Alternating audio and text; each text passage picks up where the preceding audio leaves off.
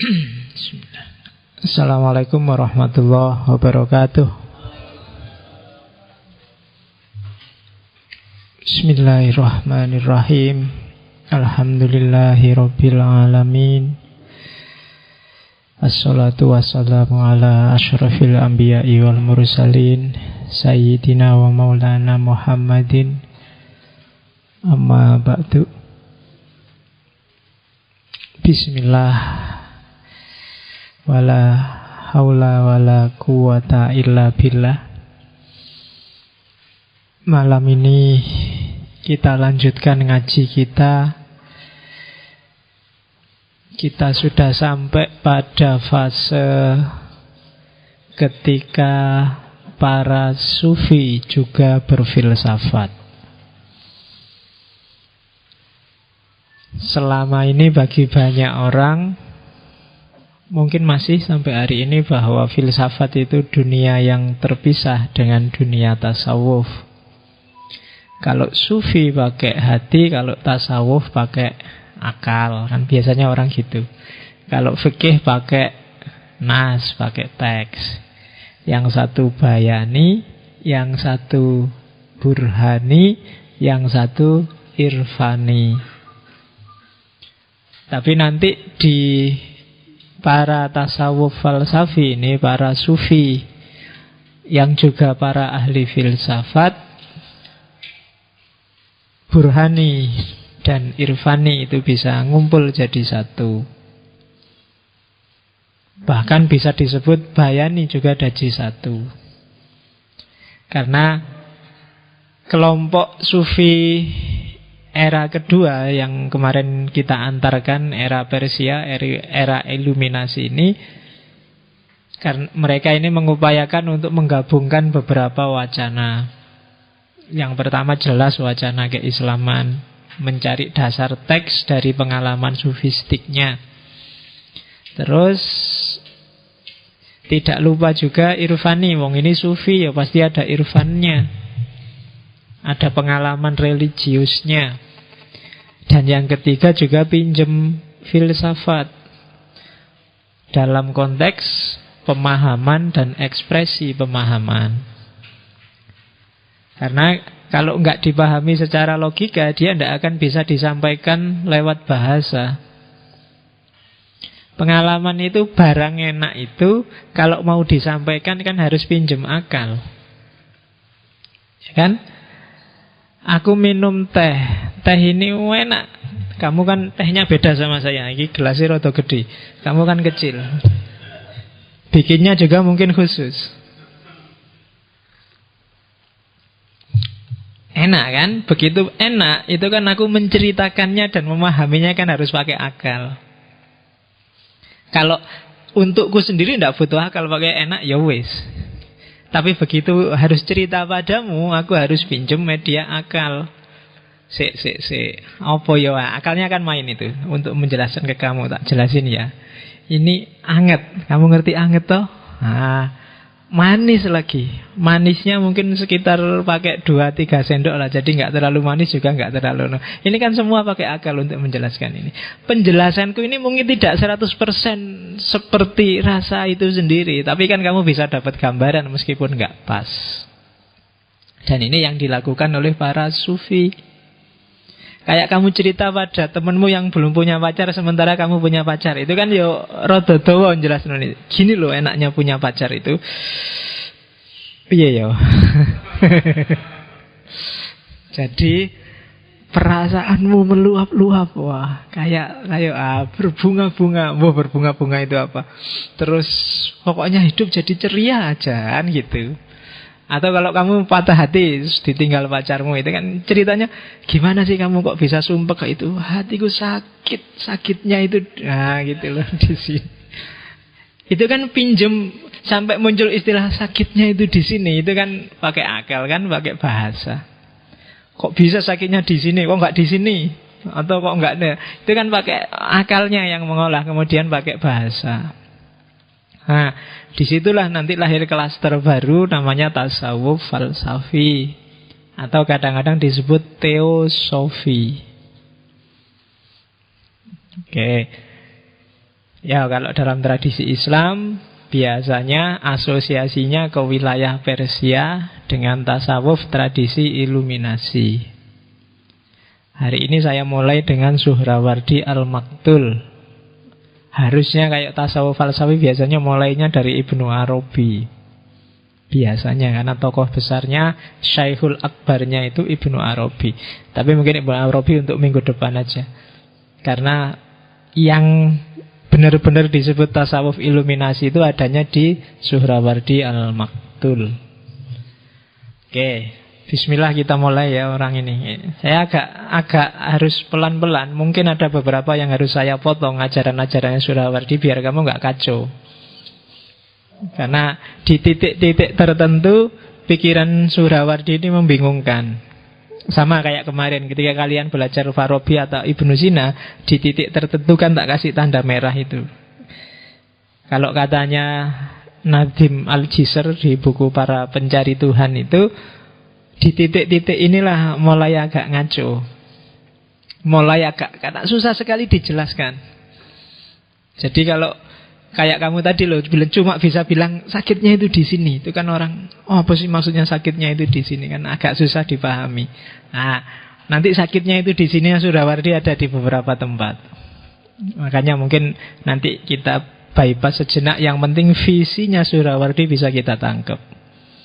Karena kadang-kadang harus diakui ada beberapa pikirannya para filosof, ndak barat, ndak timur, ndak Islam, ndak kontemporer, ndak modern, itu yang sangat khoyali kalau pakai bahasanya Ibn Rus. Jadi sangat imajinatif sehingga masa kayak gitu sih, kayak fiksi. Nah itu yang harus hati-hati. Pokoknya baca buku apa aja kalian juga harus lihat. Kadang-kadang pengarang itu ketika nulis buku di titik tertentu dia sudah jenuh atau ngelambiar atau ngawur. Nah kalian harus bisa jeli melihat itu. Kadang-kadang monoton sampai membosankan. Itu biasanya, apalagi kalau buku ilmiah itu kadang-kadang tuntutan harus tebal. Minimal sekian ratus halaman. Bikin makalah minimal 20 halaman. Kalian kan judek, baru 5 lembar sudah selesai semua isunya. Ngomong apa nih terusan. Kamu kan bingung, terus akhirnya golek-golek yang penting ngandel kan gitu aja. Nah itu harus jeli kamu membaca kayak gitu. Tidak cuma kamu, semua penulis sering-sering juga begitu. Ini sudah jadi buku tapi cuma masuk 50 halaman ya. Ditambah-tambahin nanti akhirnya golek sing aneh-aneh disisipkan di situ dan sehingga mengaburkan ide utamanya. Nah, kalian harus jeli lihat yang gitu-gitu. Oke. Bismillah kita lihat ada apa di Suhrawardi.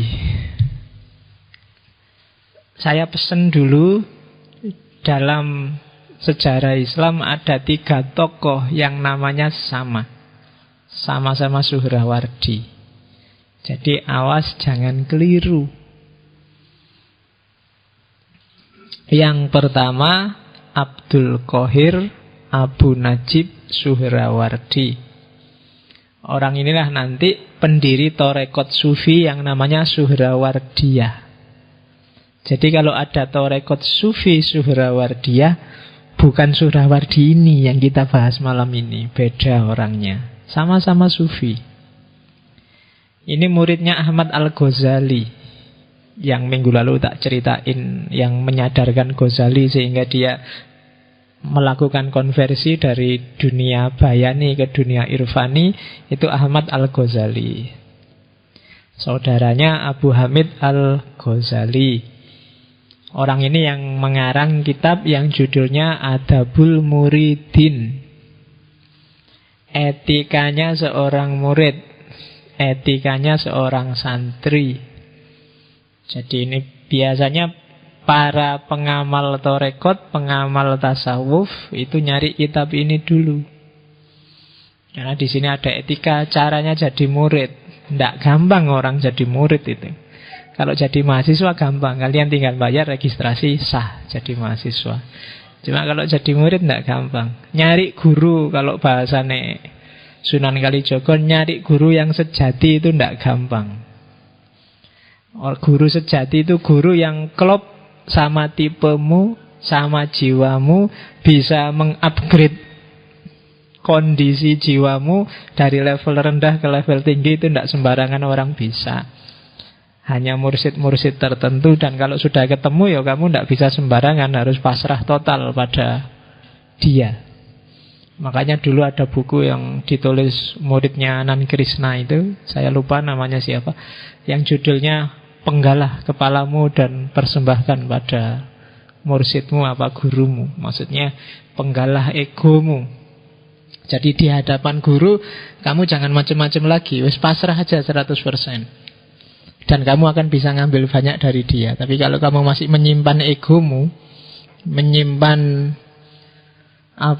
hasratmu, keinginanmu sendiri, cita-citamu sendiri, mimpi-mimpimu sendiri, sehingga jadi penghalangmu dengan gurumu, ya kamu tidak akan ketemu puncaknya. Nah, itu dunia sufi yang punya kayak gitu. Kalau dunia pendidikan nggak punya. Apalagi dunia pendidikan hari ini. Dunia pendidikan hari ini kan KBK, CBSA.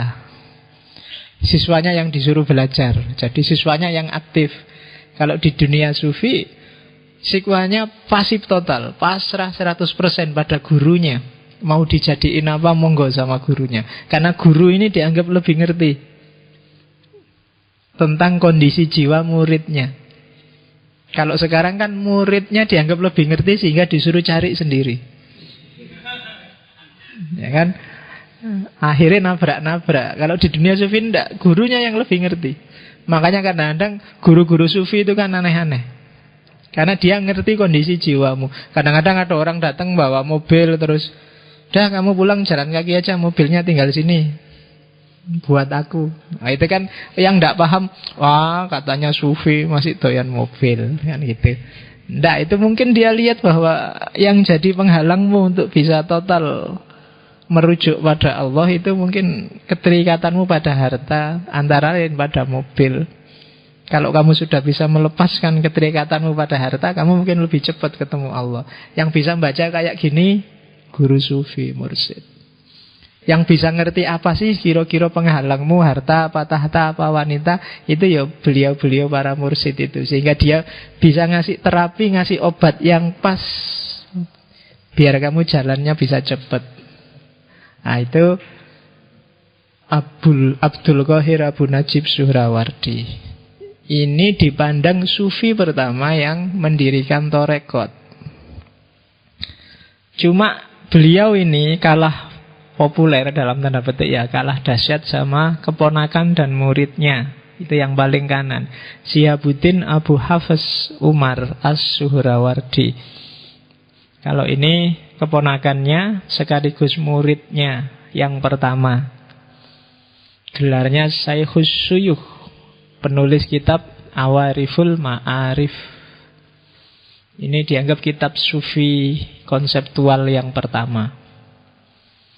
Yo kapan-kapan kalau ada ngaji tasawuf, sini kan adanya ngaji filsafat. Nanti sekali-sekali dikasih ngaji yang tasawuf, yang agak panjang, yang agak teoritis. Oke. Nah, malam ini kita nggak bahas dua orang itu, kita bahas Syihabuddin Yahya bin Habashi bin Amrok As-Suhrawardi Al-Maktul. Kadang disebut juga Al-Kurdi, karena aslinya dari suku Kurdi. Dikasih gelar Al-Maktul karena akhir hidupnya dihukum mati. Jadi Suhrawardi ini umurnya tidak panjang. Dia hidup hanya sekitar 36 tahun. Ada yang bilang 38. Cuma sekitar itulah, 38 pun ya belum. 38 itu berarti pas kayak umuranku hari ini. Tapi sudah besar dia. Sudah nulis banyak kitab yang menggembarkan banyak orang. Sudah mengalahkan semua ahli fikih dan ahli kalam zaman itu. Di usia 38 tahun. Kan ruwaku ya ora neng apa-apa nih, aku menangnya kan cuma sama kalian aja.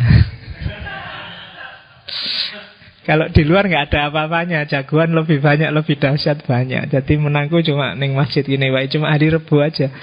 Ganti hari juga jagoan lebih banyak, lebih dahsyat. Jadi Suhrawardi umurnya nggak panjang. Sejak kecil dia dikenal sebagai anak muda yang gila ilmu pengetahuan. mengembara kemana-mana. Hampir semua guru sufi, guru fikih, guru tasawuf dijelajahi, termasuk kepada Al-Jili, Al-Mardini, Al-Baghdadi. Semua disowani dan ditimba pengetahuannya. Dan gak setengah-setengah, total.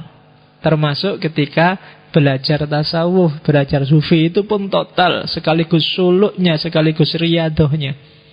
Belajar filsafat juga begitu, mendalam. Sehingga nanti kan Suhrawardi dikenal bisa mengkombinasikan ajaran filsafat, ajaran tasawuf, warisan-warisan klasik yang saya sebut minggu lalu. Itu kan sebenarnya pelopornya Suhrawardi ini. Jadi dikenal gitu. Dan dia bersahabat dengan Malik Az-Zahir pada zaman itu, Malik Az-Zahir, anaknya Salahuddin Al-Ayyubi. Cuma karena saking pinternya Suhrawardi ini, sehingga banyak ulama, banyak orang pinter zaman itu iri. Sehingga bikin fitnah-fitnah sesat lah, bikin fitnah-fitnah kafir lah, murtad lah. Hari ini kan banyak beredar label-label itu. Kasusnya sama kayak dulu. Jadi kalau dulu kasusnya keirian intelektual, karena khawatir ini anak ini pinter luar biasa, lah kok deket sama anaknya khalifah besar Malik Az-Zahir. Alamat ini nanti dia dapat jabatan tinggi ini nanti. Paling dia nanti jadi kodi kan gitu. Kodi itu apa ya? Kalau di Indonesia nggak ada, ya ketua MUI lah. Iya, di sekarang tidak ada. Sayangnya di Indonesia nggak ada ya, ketua departemen agama apa-apa. Dari fitnah-fitnah ini terus laporlah ke Malik Az-Zahir. Malik Az-Zahir, sampean kok berteman sama Suhrawardi ini? Anak ini sesat. Dia terpengaruh Zoroaster, dia terpengaruh ajaran-ajaran kuno, dia terpengaruh tasawuf yang sesat, Al-Halaj, terpengaruh Bayazid Bustami dan kawan-kawan. Lah kok sampean mau? Nanti sampean ikut sesat loh. Katanya Malik Az-Zahir, loh ini orang pinter saya dapat hikmah banyak dari orang ini. Kalau kalian mengadukan dia sesat, tak diskusi ya. Dan diadakanlah forum diskusi dengan mengadu orang-orang ini, dengan Suhrawardi. Dan kalah mereka. Kalah debat oleh Suhrawardi yang masih umur 36 tahun ini. Kalah debat itu kan gak terus, oh ya aku kalah terus nyerah kan gak. Biasanya orang kalah debat itu kan malah manggel, dendam, pulang nyari senjata lagi. Dan itu yang dilakukan oleh para ulama itu. Mereka nyari senjata lagi, akhirnya ketemulah, wah ini satu-satunya jalan harus wadul. Apa wadul itu? Harus lapor pada bapaknya Salahuddin Al-Ayyubi. Jadi ngirim surat lah pada Salahuddin Al-Ayyubi, anak sampean ini terancam bahaya pemurtatan, pengkafiran, pembid'ahan, karena dia akrab dengan Suhrawardi. Kalau nggak diselamatkan dia akan murtad, kafir, kasihan ini kerajaan kita terancam oleh kesesatan. Malik Az-Zahir kan pewarisnya sampean. Kalau pewarisnya sesat, wah nanti gawat. Gelisahlah Salahuddin Al-Ayyubi, akhirnya keluarlah fatwa Malik Az-Zahir disuruh menghukum Suhrawardi. Karena yang memerintahkan raja, dia tidak berdaya apa-apa. Jadilah kemudian Suhrawardi Al-Maktul. Ada yang bilang dia dihukum gantung, ada yang bilang dia dihukum pancung. Umur 36 tahun. Masih muda sekali. Sudah dihukum mati. Cuma nanti setelah Malik Az-Zahir naik takhta, dia membalaskan dendamnya Suhrawardi, dan tadi orang-orang yang memfitnah Suhrawardi dihukum satu demi satu. Meskipun saya yakin 100% kalau ada Suhrawardi, dia tidak akan punya misi balas dendam. Kayak Al-Halaj itu loh. Waktu dia disiksa, dilempari batu, dia malah mendoakan, dia malah minta ampun pada Allah, karena dia merasa bersalah. Gara-gara aku orang-orang ini jadi kayak gini. Makanya dia malah merasa bersalah, malah merasa tobat, malah berdoa, orang-orang ini jangan disiksa ya Allah. Mereka ini jadi kayak gini kan gara-gara ada aku ini. Berarti aku jadi sumbernya mereka kayak gini. Oh, itu kan wali kalau mikir kayak gitu. Kalau kita kan tidak bisa. Kalau ada kesempatan balas dendam, ya sikat aja. Kapan lagi kan gitu. Nek para wali enggak. Jadi kalau ada orang salah pada dia, malah dia yang minta ampun, minta maaf. Kenapa? Gara-gara ada aku ini dia jadi salah gitu loh. Kalau kamu difitnah orang, bisa nggak bilang, wah aku harus minta maaf padanya ini, gara-gara aku dia jadi bikin fitnah. Nah, berarti aku jadi sebab bagi dosanya dia.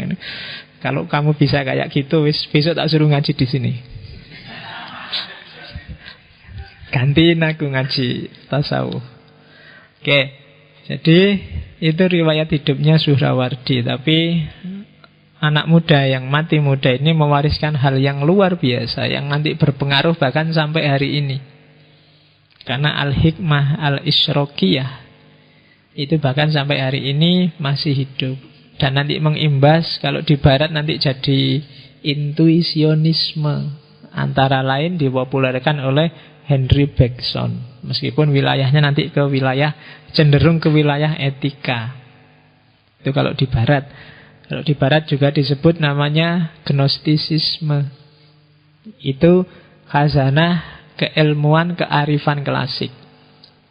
Iluminasionisme sendiri, kalau coba kalian bukaan Google ya, pakai keyword iluminasionisme, arahnya pasti ke Suhrawardi.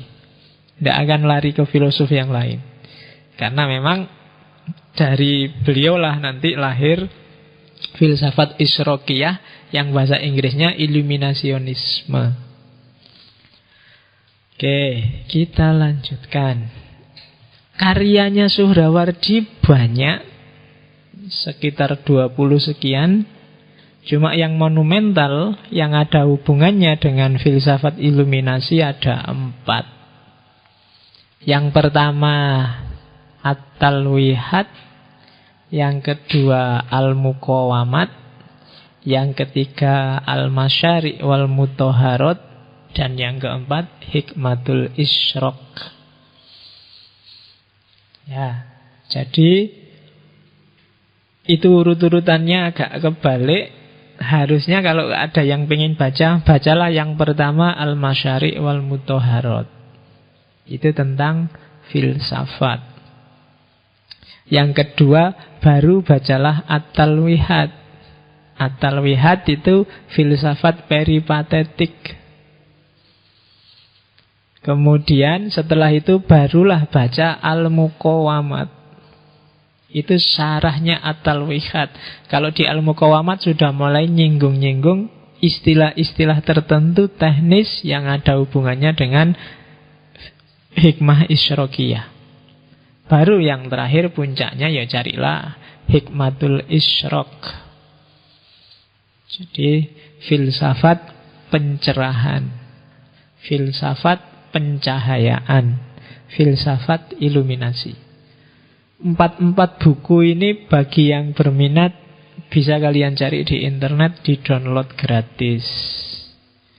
Ada yang bahasa Persia, ada yang bahasa Arab. Ya, oke, iyalah. Kalau bahasa Persia mesti kalian ndak sama sekali. Kalau bahasa Arab ya bisa dikit-dikit, mungkin. Kalau bahasa Indonesia bisa bacanya, cuma pahamnya juga nggak jamin. Ya, ada memang beberapa terjemahannya, cuma ada yang dipotong bab-bab tertentu. Saya lupa itu ya. Ada beberapa penerbit yang menerbitkan itu. Silahkan dicari, enggak apa-apa. Kalau syukur-syukur bisa paham. Kalau nggak paham ya tanya ahlinya. Kalau ahlinya nggak ngerti, karena memang ini ilmu yang tidak sifatnya melulu diskursif ya. Kalau ikut fatwanya Suhrawardi, kalau pakai akal saja kalian nggak akan nyampe. Satu-satunya jalan riyadhah, mujahadah, tazkiyatun nafs. Baru kalian bisa paham. Oh, kadang-kadang juga gitu kan. Ilmu itu nggak cuma sejangkauan akalmu. Banyak yang akalmu nggak nyampe. Satu-satunya jalan kamu harus minta tolong yang punya segala ilmu. Untuk membuka pikiranmu yang judek, yang ketutup, yang bete, yang nggak nyambung. Hanya selama ini kita nggak nyampe kepikiran ke sana karena kita dikondisikan untuk menerima bahwa yang namanya ilmu pengetahuan itu hanya yang masuk akal saja. Padahal akal kita kan sangat terbatas. Sementara ilmu itu luasnya tidak terbatas. Jadi akal yang terbatas memahami ilmu yang sangat luas tidak terbatas mesti tidak nyambung. Satu-satunya jalan apa? Minta bantuan yang menguasai ilmu dan menguasai akal. Yang kayak gini sebenarnya logis. Cuma kita agak susah menerimanya karena selama ini bagi kita ya ilmu ya yang masuk akal aja, Pak. Yang tidak masuk akal itu bukan pengetahuan, bukan ilmu. Itu pengaruh positivisme, pengaruh modernisme yang kemarin kita bahas satu sesi. Nanti kita lihat seperti apa analisisnya Suhrawardi bahwa ilmu itu tidak cuma yang kelihatan, tidak cuma yang bisa dipikir. Yang kelihatan itu kan cara berpikir induksi, yang rasional saja tidak kelihatan masuk akal itu kan yang disebut cara berpikir deduksi. Di luar itu masih banyak. Dan ini nanti menginspirasi orang barat melahirkan hermeneutik, teori kritis, pluralisme dan yang sejenis itu. Karena selama mereka masih ada dalam jebakan positivisme yang rasional dan empiris, orang tidak akan bisa ketemu kebenaran selain kebenaran faktual dan kebenaran empiris. Padahal di luar yang faktual empiris itu banyak kebenaran-kebenaran yang lain. Al-Quran sendiri, ini biar nanti lebih paham kepada Suhrawardi. Al-Quran itu kok bilang bahwa kebenaran itu kan ada, ini nanti yang mengklasifikasi Ibnu Taimiyah. Katanya Ibnu Taimiyah kebenaran itu ada yang ainul yakin, mungkin pernah dengar ya. Ada yang hakul yakin, ada yang ilmul yakin, ada yang hakul yakin. Ainul yakin itu kebenaran empiris yang bisa dilihat, diakses oleh panca indera. Saya lihat sendiri, Pak. Saya nonton sendiri, Pak. Saya dengar sendiri, Pak. Itu kebenaran ainul yakin. Itu kan surat At-Takasur itu kan. Tapi lihat sendiri, dengar sendiri nggak mesti benar loh. Ada yang lebih universal, yaitu kebenaran rasional, pakai akal. Saya lihat sendiri, Pak, kalau pensil dimasukkan ke air jadinya bengkok. Tapi kan salah panca indramu. Pensil dimasukkan ke air itu tidak bengkok, dia tetap lurus. Yang bisa menyimpulkan tetap lurus bukan mata kan, tapi akalmu. Jadi lihat sendiri nggak mesti benar. Itu kan kayak apa ya, kalau di dunia tasawuf ada kisah Ibrahim bin Adham yang lihat ada cowok sama cewek nongkrong berdua, mojok lagi, ya kan? Terus dilihat, oh ini orang ini kok tidak kayak saya ya, katanya Ibrahim bin Adham. Sudah maksiat di luar, dilihat banyak orang, pede lagi. Wah, kok jelek pokoknya di mata itu. Tapi begitu pulang Ibrahim bin Adham, ibadahnya kacau. Sholatnya jadi nggak khusyuk, apa-apanya jadi nggak khusyuk. Dia bingung, salah apa ya aku ini. Diinget-inget, pasti gara-gara terbersit sebentar lihat orang pacaran berdua tadi. Ibadahku tadi kacau ini. Ini harus minta maaf ini. Begitu kembali masih di situ. Tapi sebelum Ibrahim bin Adham nyampe, anak mudanya berdiri. Ibrahim bin Adham, nggak tenang toh sholatmu, ibadahmu nggak tenang toh. Gara-gara mikir jelek padaku toh. Kamu ngerti nggak? Perempuan ini ibuku. Aku di sini dalam rangka berbakti pada beliau karena aku sedang melayani beliau yang pengen duduk-duduk di luar rumah. Cuma karena pikiranmu su'ul dan pikiranmu jelek, akibatnya padamu sendiri. Jadinya ibadahnya jadi kacau. Kalau kita kan su'ul dan tiap hari kan, jangan salah kamu. Ya kan?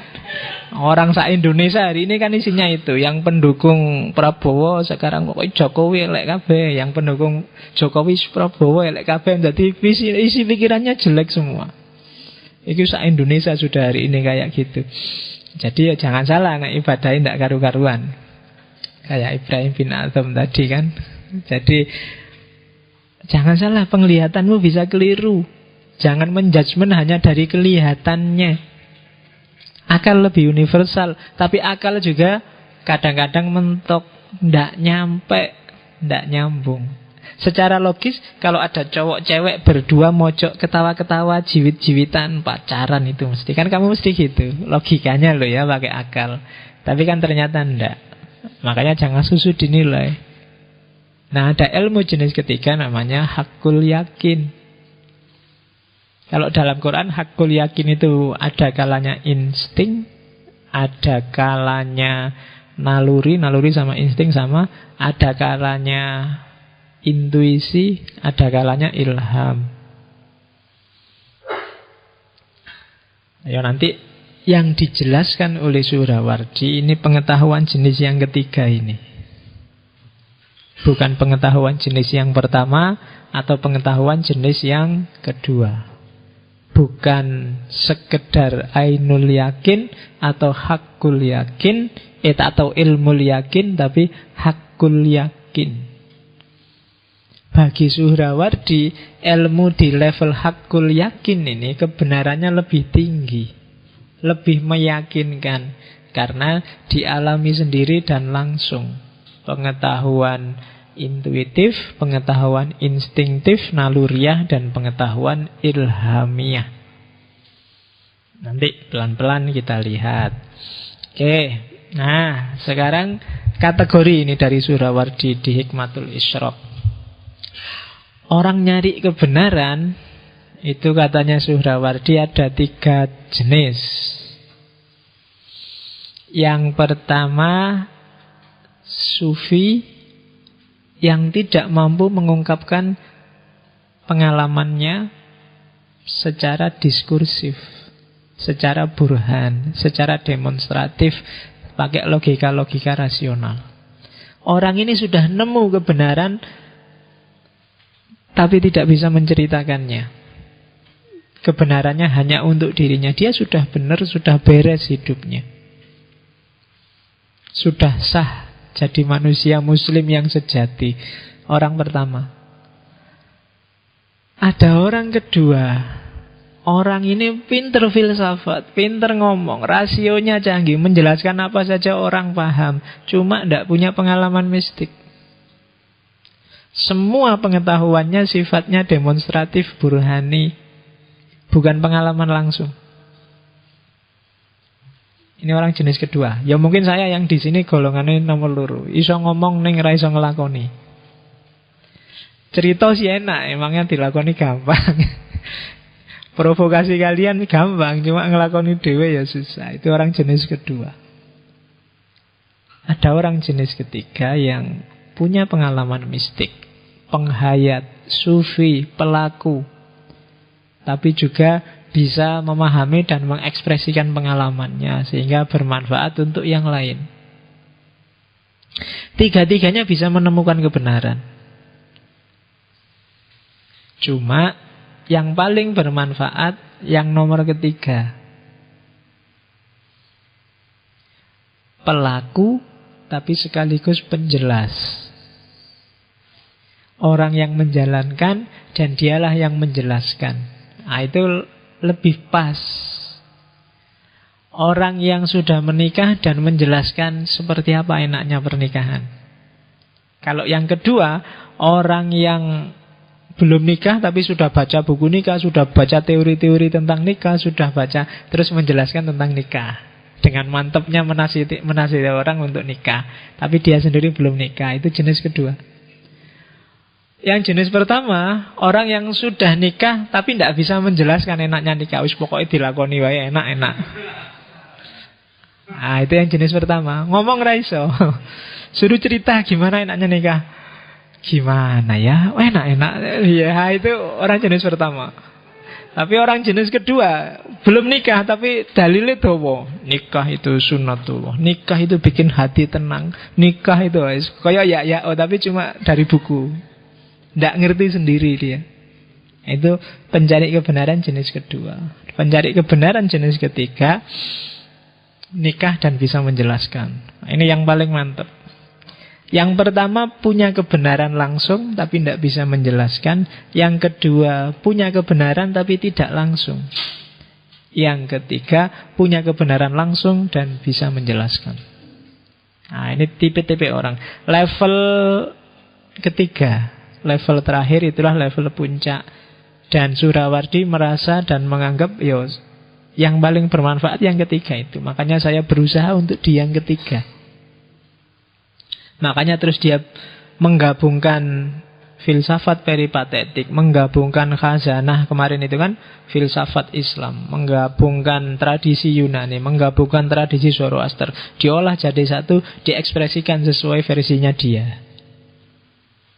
Karena Suhrawardi punya asumsi ada namanya perennial wisdom, kebenaran abadi. Dia ada di tradisi manapun. Dia ada dalam budaya religius manapun. Kebenaran ini abadi. Hanya bungkusnya yang beda-beda. Jadi sumbernya yang beda-beda. Tafsirnya orang terhadap kebenaran ini yang macam-macam. Tapi dia abadi. Dia ada di Yunani, dia ada di Mesir, dia ada di Persia kuno, dia ada. Kita tinggal menjelajahi dan pasti akan ketemu itu. Tradisi spiritual muatannya sama, hanya kemasannya saja yang berbeda. Dan itu nanti yang coba dijelaskan lewat filsafat cahayanya Suhrawardi. Jadi agama-agama itu kemasan, tapi spiritualitas itu esensinya. Di level esensi semua sama. Nah itu kebenaran versi Suhrawardi. Oke. Ini iso maca Arab kabeh ndak? Kita mulai masuk ya sekarang ke filsafat iluminasinya. Dasarnya filsafat iluminasi kalau Suhrawardi itu Al-Quran surat An-Nur ayat 35. Saya lupa, harusnya tak sisipkan terjemahannya. Cuma nanti kamu pulang lihat terjemahannya ya. Ya di sini mungkin tak baca sepotong-sepotong terjemahannya. Jadi kenapa sih dia pakai simbolisme cahaya Suhrawardi itu dia tidak ngarang ketika pakai simbolisme cahaya. Kenapa? Karena Allah sendiri bilang, itu kan Al-Quran, firman-Nya Allah, Allahu nurus samawati wal ard. Jadi Allah itu bukan kok Allah seperti cahaya bagi langit dan bumi, tapi Allah itu cahaya. Ya kan? Allah mubtada, nur itu khobarnya. Jadi dia bukan simbol, benar-benar cahaya. Cahaya dari langit dan bumi. Ya tinggal nanti definisinya cahaya apa. Ya. Jadi dia cahaya. Penciptaan pertama itu cahaya. Jadi Allah adalah nurnya langit dan bumi. Dalam segala sesuatu nanti kalau di tasawuf ada kandungan rohnya Allah. Ada kandungan, kadang-kadang roh itu diartikan cahaya. Ya kan? Manusia, binatang, hewan, tumbuhan itu mengandung kadar tertentu nurnya Allah. Allah adalah nur bagi seluruh langit dan bumi, alam semesta. Oke, manusia kan juga cahaya. Orang kalau kehilangan cahayanya kan kelihatan. Orang yang gelap wajahnya itu kelihatan. Terasa loh, kalau kamu punya teman, anak ini gak terlalu cakep sih, tapi menyenangkan, enak, diajak ngobrol, deket-deket dia enak. Karena ada cahaya pasti. Kamu ketemu preman, orang jahat, gandeng kayak apa ya, deket dia mesti ya agak ngeri-ngeri gimana, karena dia kehilangan cahaya. Kalau kamu jeli, kamu akan bisa melihat cahaya di wajah setiap orang. Jangankan sufi ya, kita yang biasa-biasa nanti bisa merasakan. Ada cahaya dalam segala sesuatu yang itu diterjemahkan oleh orang barat jadi aura. Auramu kok agak gelap gitu ya. Itu orang barat itu. Ya, kalau kita kan nggak peduli sama aura. Yang penting itu aurat. Oke. Allahu nurus samawati wal ard, mathalu nurihi kamishkatin. Perumpamaan cahayanya Allah. Jadi susah mendefinisikan cahaya. Kalau dijelaskan juga orang nggak paham. Maka Al-Quran ngomong kayak gimana sih Allah yang cahaya itu. Masalu nurihi, contoh gambaran cahayanya Allah itu kamishkatin, seperti satu lubang. Gambarkan aja ada lubang di tembok atau lubang di tanah. Fiha misbah, yang di dalamnya ada misbah, ada lampu. Ya kan? Al-misbahu fi zujajah. Lampu itu dikerangkai dalam satu kaca. Jadi gambarkan ya kayak neon lah, anggap aja neon apa lampu petromak zaman dulu itu kan, nyala, sekitarnya ada kaca. Az-zujajatu ka'annaha kaukabun durriyun yuqadu min syajaratin mubarakatin zaitunatin la syarqiyatin wala hurbiyah. Kaca itu seperti kaukab. Kaukab itu kayak pelita. Durriyun yang bercahaya, yang dinyalakan itu cuma yuqadu, dinyalakan oleh pohon yang diberkahi, pohon zaitun yang tidak timur tidak barat. Pokoknya nyalanya oleh bahan bakar yang luar biasa, sehingga nyalanya terang benderang. Jadi Allah itu cahaya langit bumi sebagaimana satu lubang yang di dalamnya ada cahaya lampu, gampang-gampangannya gitu. Yang cahayanya ini luar biasa kan, lubangnya jadi terang benderang kan, gara-gara cahaya itu. Yakadu zaituha yudi'u walau lam tamsashu nar. Bahkan saking dahsyatnya cahaya itu, yakadu zaituha yudi'u, seolah-olah cahaya itu sudah terang luar biasa, walau lam tamsashu nar. Meskipun nggak dinyalakan, nggak disentuh oleh api, dia sudah nyala sendiri. Jadi yakadu, hampir saja, zaituha yudi'u, lampu ini sudah nyala seolah-olah, walau lam tamsashu nar, meskipun tidak disentuh oleh cahaya. Oke, jadi ini perlambang. Kadang banyak mufasir bilang yakadu zaituha yudi'u walau lam tamsashu nar. Ini kayak manusia yang tanpa disuruh-suruh, tanpa harus baca Quran, dia sudah baik sendirinya karena fitrahnya memang baik. Kalau kamu ikuti cahaya Tuhan itu, kamu bisa bercahaya sendiri, bersinar sendiri tanpa harus dibantu oleh cahaya yang lain. Yakadu zaituha yudi'u walau lam tamsashu nar. Itu tafsirannya para mufasir. Jadi kamu sendiri itu punya cahaya, meskipun tidak dibantu oleh cahaya yang lain, mungkin tidak dibantu oleh Quran, tidak dibantu oleh guru, tidak dibantu. Kamu sebenarnya sendiri punya cahaya. Kalau kamu jernih, karena tadi kaca. Jadi ini kalau ada Arabnya gini, kayak ngaji tenanan ya. Nah, jadi nurun ala nurin. Kalau kamu sendiri bercahaya,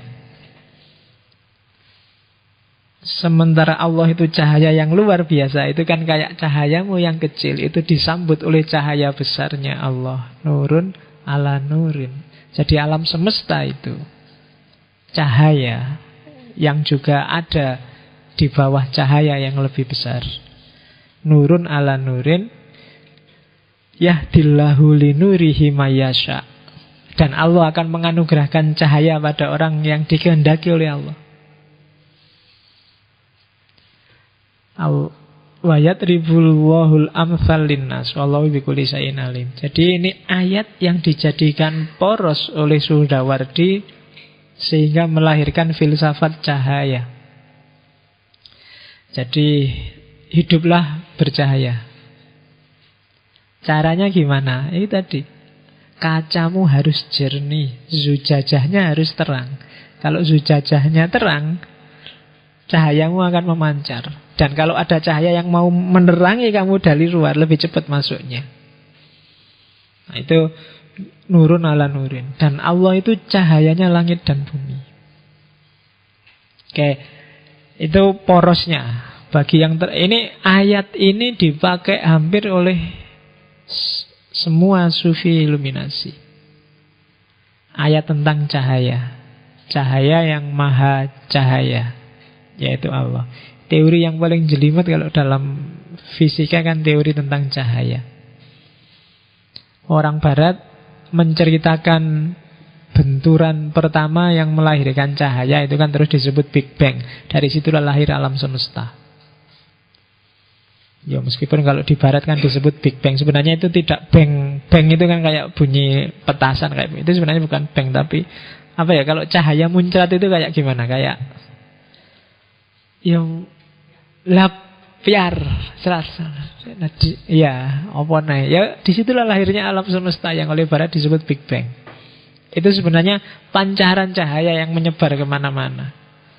Tapi orang barat susah memahami iluminasi. Mereka tidak terbiasa berpikir jelimet kayak orang timur. Yus pokoknya Big Bang, kayak batu sama batu benturan terus duer, terus jadilah alam semesta ini.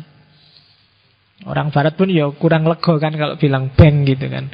Jadi mungkin kalau orang Indonesia bukan Big Bang, big yo dor big buas, pokoknya orang dasar. Kalau orang Jawa Timur dor gitu. Ya, jadi big dor gitu kalau orang Jawa Timur.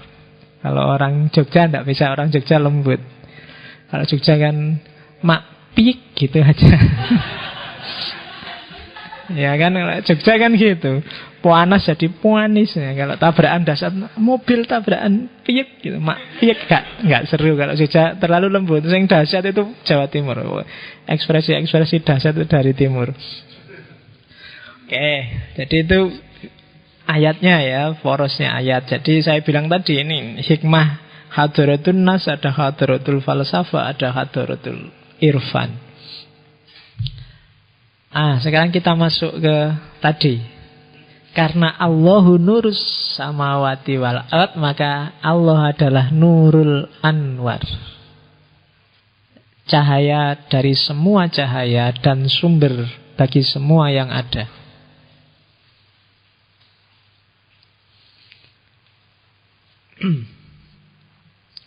Oke ya, tak gambarkan kayak lampu, tak gambarkan kayak matahari. Allah adalah puncaknya, Allah adalah pusatnya, dan cahayanya, limpahan cahayanya, itulah makhluk hidup dan alam semesta. Berarti melimpah. Melimpah pun susah. Melimpah itu kan dari tidak melimpah jadi melimpah. Tapi dia disebut matahari karena sudah bercahaya. Kalau nggak ada cahayanya nggak disebut matahari. Dan Allah itu seperti itu. Jadi makhluk itu hasil limpahan dari cahayanya Allah. Jadi ya diingat-ingat lagi, karena menyebutnya cahaya, karena Quran juga pakai istilah cahaya. Digambarkan agak susah, ya memang seperti cahaya. Jadi cahaya itu kan begitu dia nyala, begitu cahayanya ada.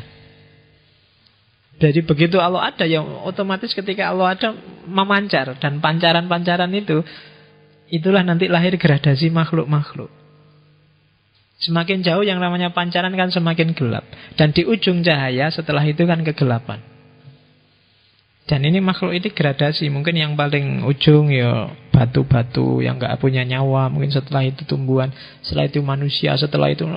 Dan makhluk pertama Yang paling dekat dengan Nurul Anwar itu nanti yang disebut Nurul Akrob. Nurul Akrob itu kalau kemarin di filsafat peripatetik itu disebut akal fa'al. Atau kadang-kadang para sufi menyebutnya Nur Muhammad. Atau kadang disebut hakikat Muhammadiyah. Hakikat NU nggak ada. Yang ada hakikat Muhammadiyah. Ya, kalau kamu mau nyanyi bikin konsep enggak terima, masuk ada hakikat Muhammadiyah. Ayo bikin hakikat NU. Oke, kalau NU itu mereknya teh botol itu sekarang ada merek NU. Oh no. Oke, jadi model penciptaan itu dalam imajinasinya Suhrawardi seperti cahaya yang memancar dari Nurul Anwar, dari cahaya yang maha cahaya. Oke. Satu-satunya cahaya yang sejati itu ya Allah. Jadi semua hakikat itu sebenarnya hakikatnya Allah. Yang lain cuma pancarannya. Jadi gambarnya kayak matahari itu berarti. Dalam diri kita ada kandungan Allah, tapi hanya sebagian karena Allah yang sejati di sana. Itu nanti yang agak membedakan dengan Ibnu Arabi dan kawan-kawan. Kalau di Ibnu Arabi kan ya Allah itu ya kita ada di dalam Allah. Itu yang disebut wahdatul wujud. Tapi kalau Suhrawardi ini agak kalau Ibnu Arabi panteis, kalau Suhrawardi ini disebut panenteis. Panenteis itu saya bukan Allah, tapi dalam diriku ada Allah, ada kandungan Allah. Itu panenteis. Ada bagian tertentu dari diriku yang pasti bukan Allah. Sifatnya gradasi. Kayak cahaya, semakin jauh semakin gelap. Maka orang yang melakukan kejahatan, melakukan kejelekan, melakukan kekacauan, dimensi cahayanya lama-lama redup. Kenapa? Karena dia menjauh dari pusat cahaya. Maka semakin jauh dari Allah, dia semakin gelap. Karena pusatnya cahaya ada di Allah. Itu gambarannya. Jadi meskipun miskin, bajunya jelek, tapi kadang-kadang kalau bercahaya kan kelihatan. Kenapa? Karena orang ini dekat sama Allah. Sufi-sufi itu kan jarang yang punya baju bagus, kan? Orang para ulama besar itu biasanya ya bajunya sederhana-sederhana. Yang bajunya bagus-bagus kan para pejabat, para artis, kan gitu. Kalau yang sufi-sufi ya bajunya biasa-biasa, jelek-jelek. Tapi dekat sama mereka enak. Kadang-kadang kamu sowan ke rumahnya para ulama, para kiai itu, ndak ngapa-ngapain ya, kamu lihat di situ banyak tamu, duduk aja di situ dengerin orang ngobrol, hatimu kan tentrem. Kenapa? Kamu sedang dekat dengan cahaya. Jadi pikiranmu jadi bening lagi, ndak harus ngobrol, deket aja sama orang-orang itu, bikin hati tentram. Dijelaskan secara logika ndak bisa, karena ranahnya bukan lagi ranah logis. Oke. Ya, ini teori selanjutnya. Yang saya sebut saya tidak akan berdalam-dalam di sini. Itu nanti di titik tertentu mulai agak jelimet di situ. Tapi tak gambarkan generalnya saja. Jadi cahaya itu ada dua jenis. Ada cahaya yang fakir dan cahaya yang kaya. Cahaya yang kaya berarti cahaya itu ya milik dia sendiri, bukan karena yang lain. Kalau kita itu punya cahaya tapi fakir. Cahaya kita karena dipancari oleh Tuhan, oleh Allah. Maka tugas kita adalah gimana caranya agar kita semakin terang. Untuk biar kita semakin terang, kita harus bergerak mendekat ke Allah. Dan itu yang dilakukan oleh para sufi. Suhrawardi mengkritik para filosof peripatetik karena membaca realitas itu berhenti pada matter and form, pada bentuk dan materi. Padahal ada yang lebih substansial dari itu.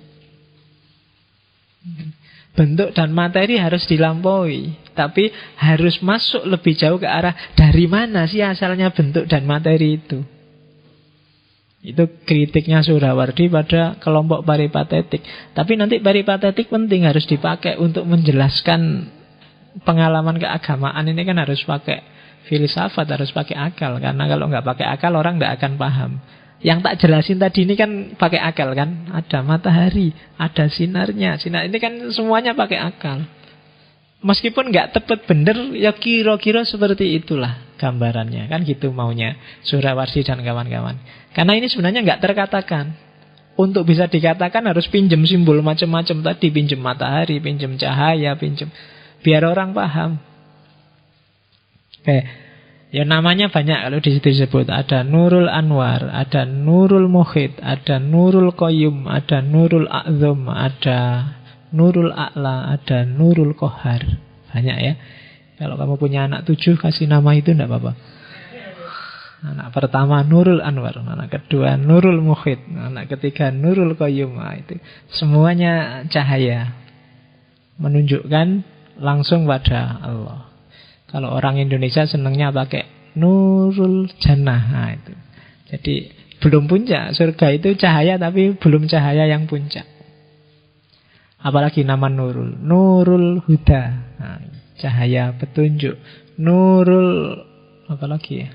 Komariah. Nurul Samsiah. Nur. Oke. Nama Nur kan populer kalau di Indonesia. Kalau di Jawa Siti, orang Jawa itu kan paling jos. Nama-nama sahabat kan mesti diowai kabeh nek sama orang Jawa. Ya, ada yang dikasih Siti, ada yang dikasih apa yang kayak orang laki-laki itu kan. Jadi namanya diowai kabeh itu. Dasarnya orang Jawa kan gitu. Itu ontologi. Saya berhenti di sini ontologi karena setelah ini penjelasannya agak panjang, rumit dan menyesatkan bagi yang tidak paham. Jadi sengaja saya potong di situ. Karena orang itu biasanya kalau ketemu rumitnya terus nggak mau melanjutkan. Karena setelah ontologi ada bagian paling menarik dari Suhrawardi, yaitu epistemologi.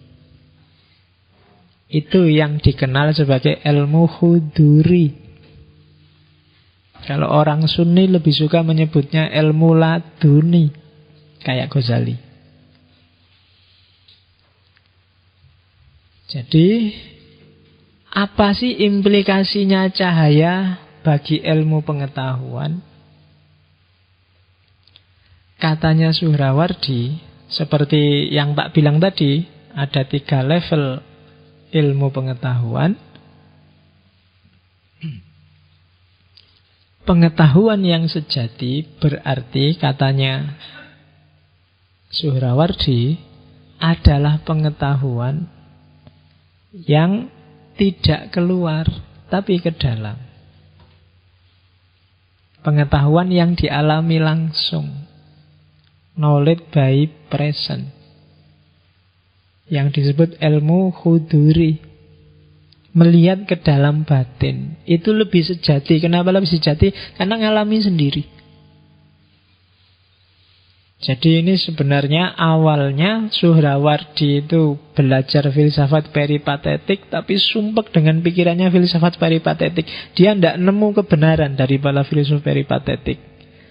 Jadi saking suntuknya mikir, terus dia ketiduran. Mimpi ketemu Aristoteles. Ya, jadi ada kisah dia mimpi ketemu Aristoteles. Mumpung lagi sumpek, tanya ini ahli logika sepanjang masa namanya Aristoteles. Tanyalah dia pada Aristoteles, Aristoteles, aku bingung, pengetahuan yang benar itu ada di mana sih? Terus Aristoteles jawab, tanyakan pada dirimu sendiri. Lu tanya diri sendiri gimana? Caranya, tanya diri sendiri berarti apa? Ya lihat dirimu sendiri. Kamu sudah paham apa belum? Kan kamu sendiri yang ngerti. Dari situ begitu bangun dipikir-pikir, terus ketemulah bahwa iya, ternyata di antara semua pengetahuan, yang paling meyakinkan adalah pengetahuan yang konfirmasi kebenarannya ke dalam. tidak keluar. Misalnya, menurutku Lionel Messi itu pendek orangnya. Dari mana aku ngerti? Moco ning internet. Itu kan kebenarannya keluar. Derajatnya akan lebih tinggi kalau jawabanku, dari mana aku ngerti? Kemarin ketemu aku salaman sendiri langsung. Jejer aku ternyata dhuwure ya kacek sithik cumaan. Loh, ketika yang pertama aku ngomongnya kan referensinya keluar, tapi di kedua aku sendiri yang ngerti. Pengetahuan yang aku sendiri ngerti ini kan levelnya lebih tinggi dibandingkan yang tadi. Kalau yang tadi pakai media keluar, yang ini ke dalam. Jadi clue dari mimpi ketemu Aristoteles itu, pengetahuan yang paling meyakinkan adalah knowledge by present, ilmu huduri, pengetahuan yang hadir langsung dalam diri kita. Itu tadi yang saya sebut sebagai hakul yakin. Hakul yakin, kenapa? Aku ngalami sendiri. Tidak sekedar aku lihat sendiri atau aku mikir sendiri. Kalau aku lihat sendiri bisa di internet, aku mikir sendiri bisa tak kira-kira, tapi aku lihat sendiri.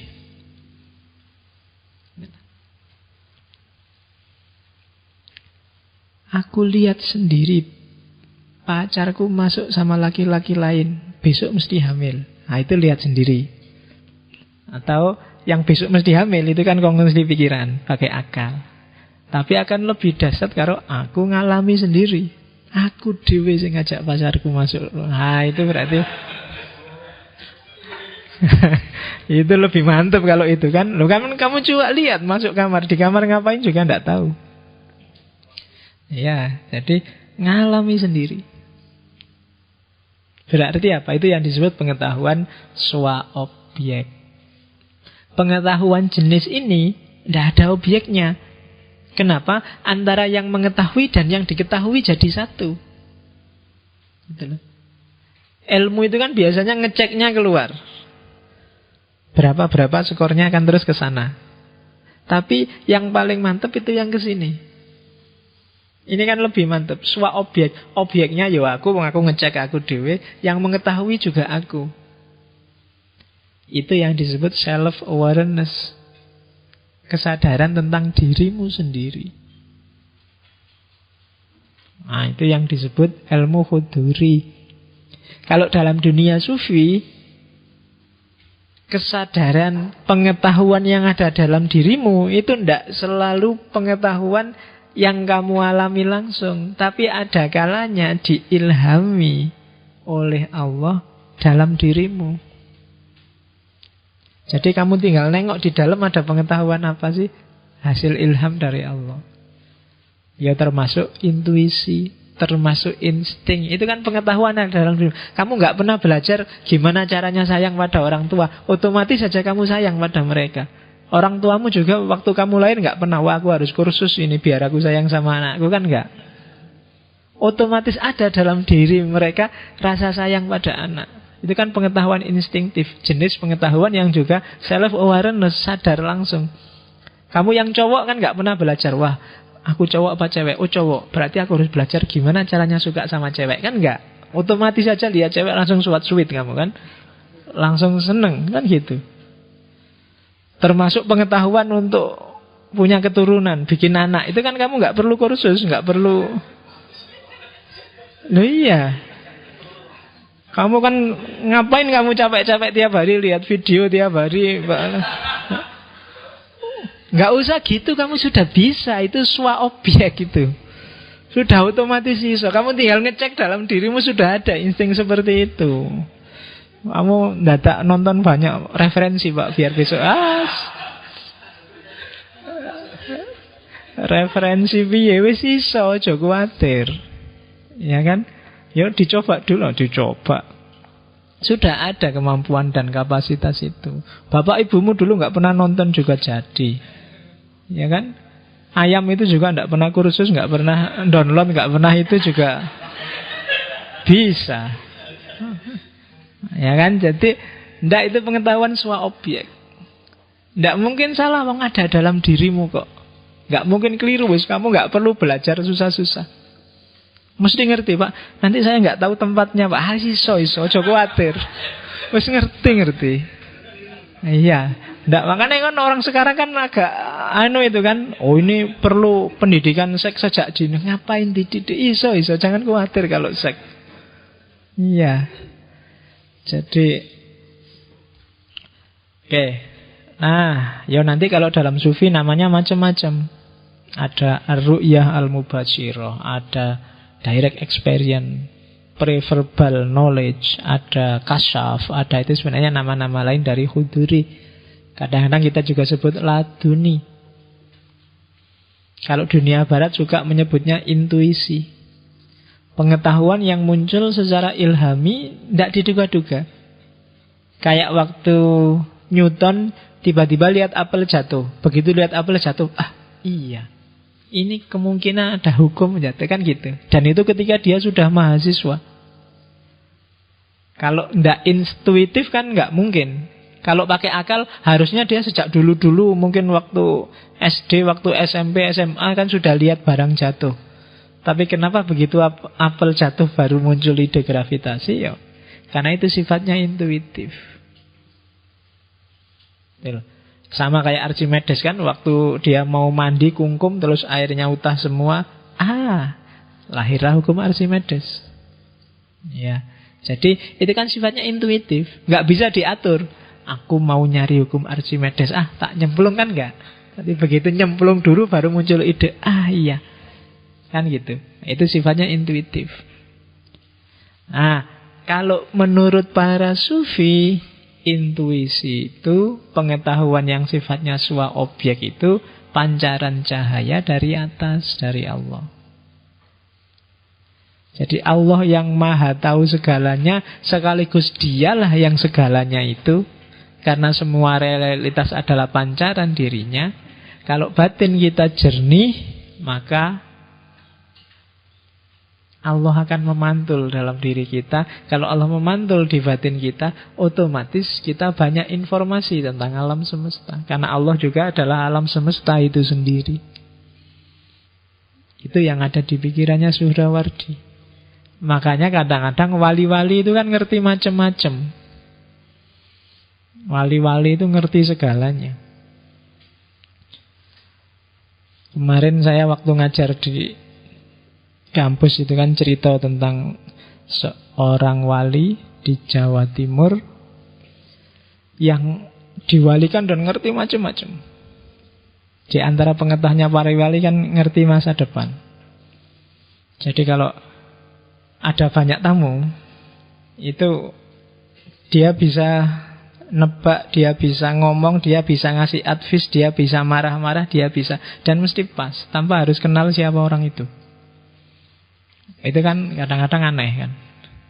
Tapi itu yang terjadi kenapa? Karena batinnya jernih. Kalau batinnya jernih, Allah memantul dalam batinnya. Kalau Allah mantul, wong Allah itu ad-dunya wa ma fiha, karena dunia ini hanya pancaran dari sinarnya, dari cahayanya Allah, ya otomatis tidak usah dia belajar, informasi itu ada dan datang. Makanya hati-hati kalau kamu ketemu orang-orang kayak gitu. Dia bisa nebak dengan tepat siapa kamu, kemarin kamu habis ngapain, dan seterusnya.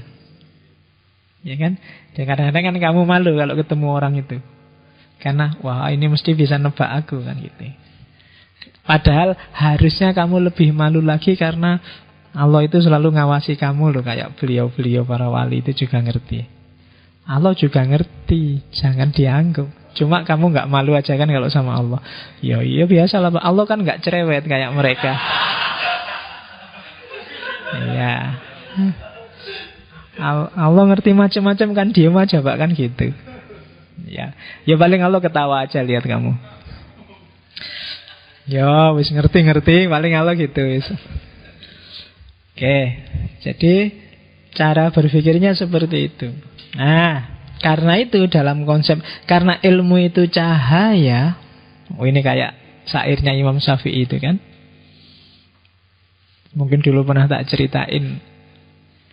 Jadi Imam Syafi'i itu punya guru namanya Waqi'. Satu ketika Imam Syafi'i ini mungkin karena dia orang pintar, selalu baca satu tiga jenuh dia.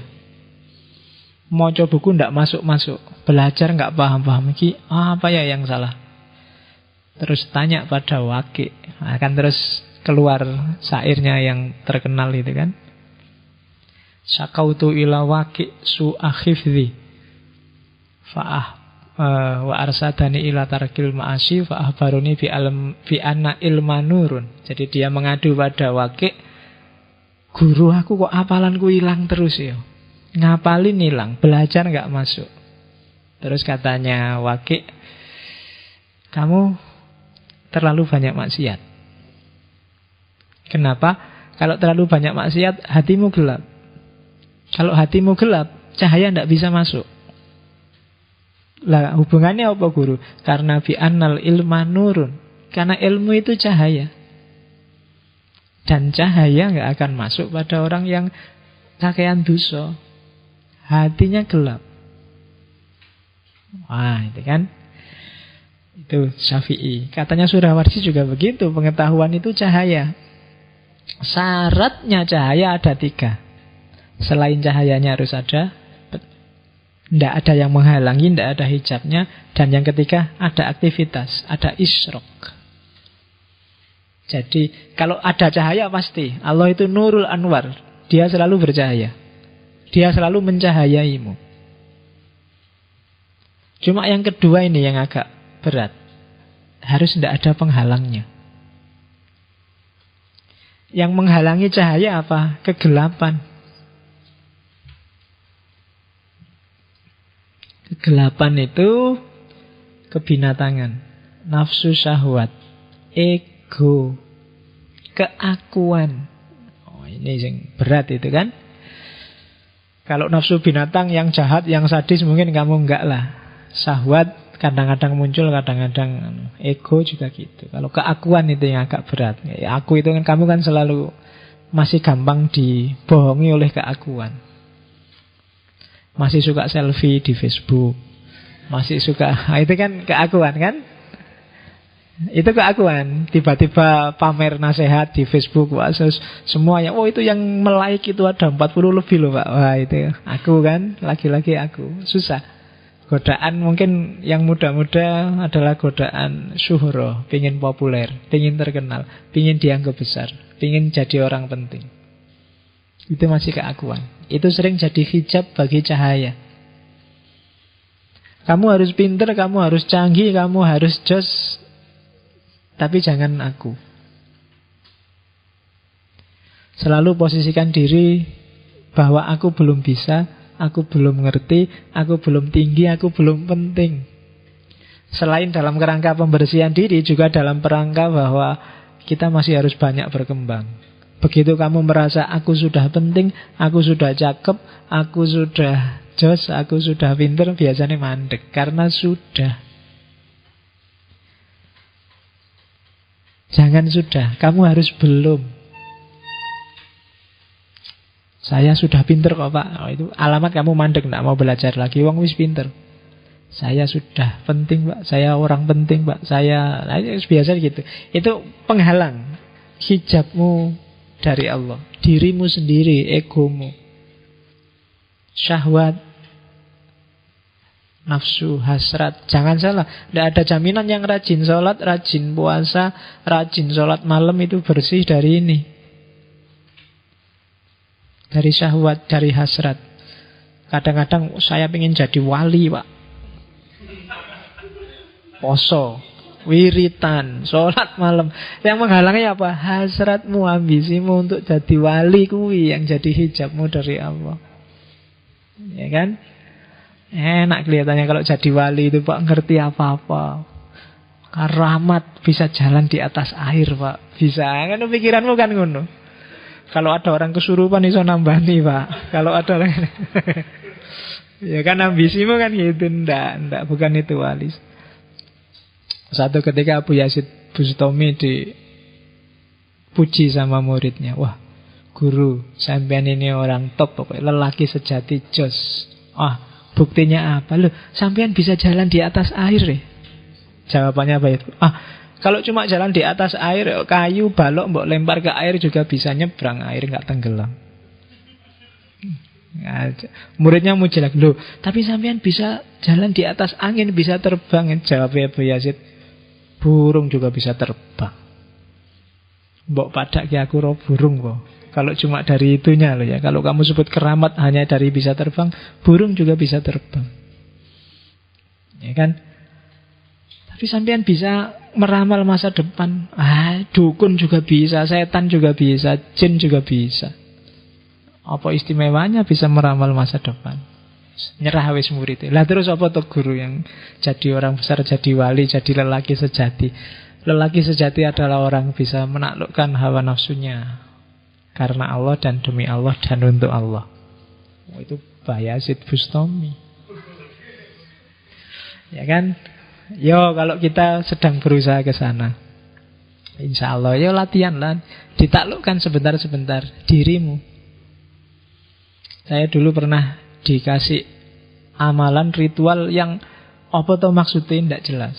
Tapi yo dijalanin aja dan mungkin ketemu. Tiba-tiba ya salah seorang guru-guru biasanya, Faiz, sekarang tak perintahkan 40 hari ke depan, sholatlah maghrib di masjid dan jangan turun dari masjid sebelum selesai sholat isya.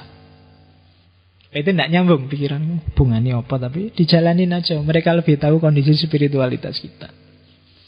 Tapi kan akhirnya kan nunggu isya itu kan nggak mungkin kan nunggu isya sambil ngerokok remi apa-apa wong ning masjid. Lah ya kan? Akhirnya paling ndak ya ngaji, baca-baca apa, wiritan apa, bawa-bawa buku untuk baca.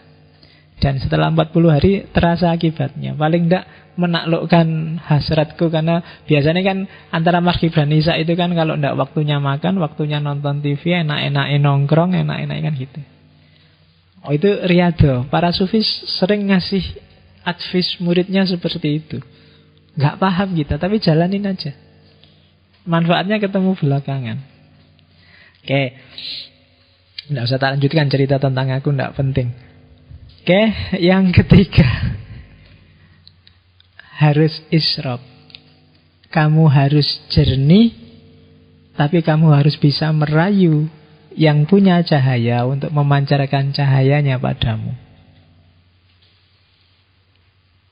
Itu yang disebut riyadhah. Itu yang disebut mujahadah.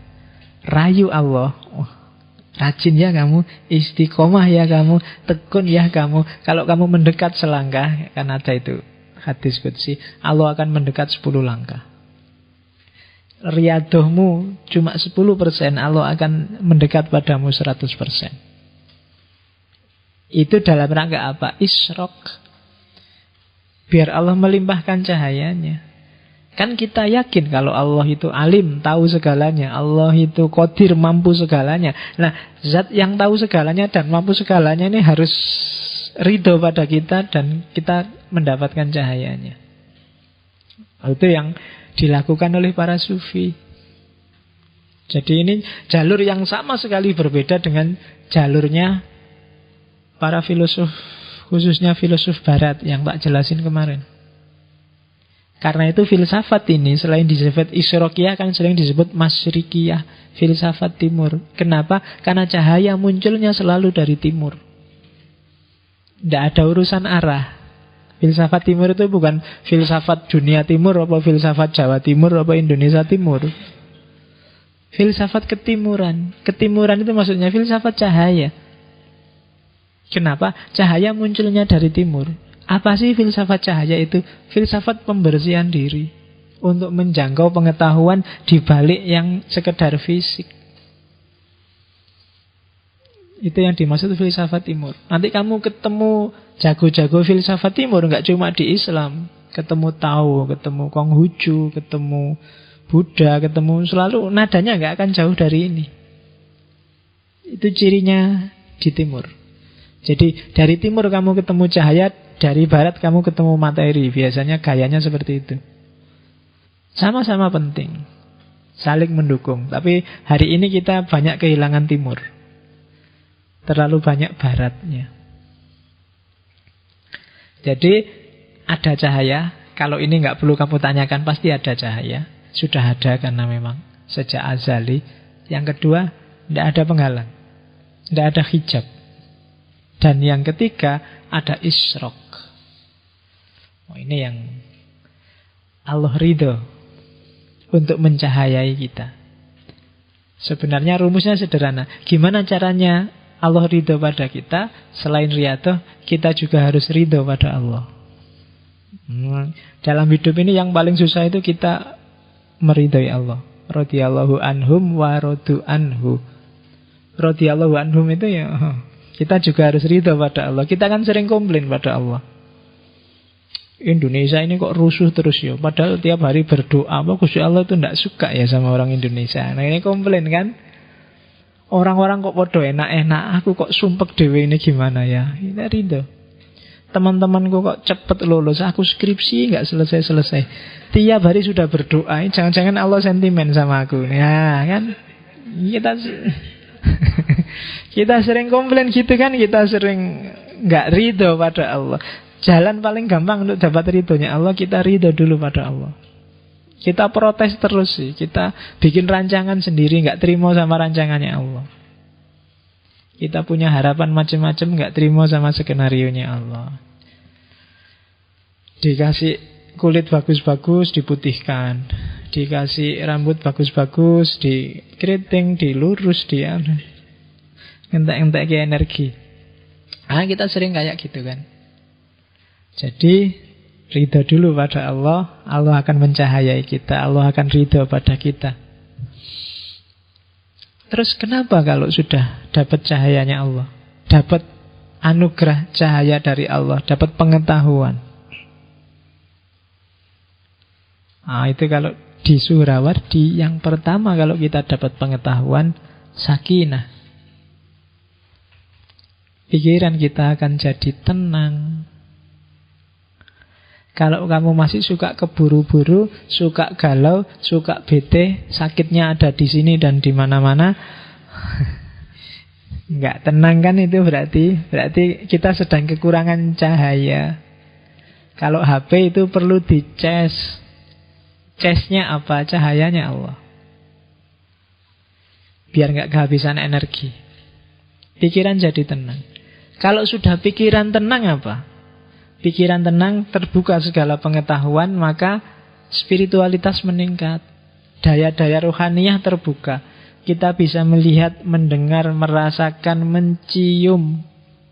Maksudnya apa? Memahami segala sesuatu tanpa dunia, tanpa bantuan panca indera.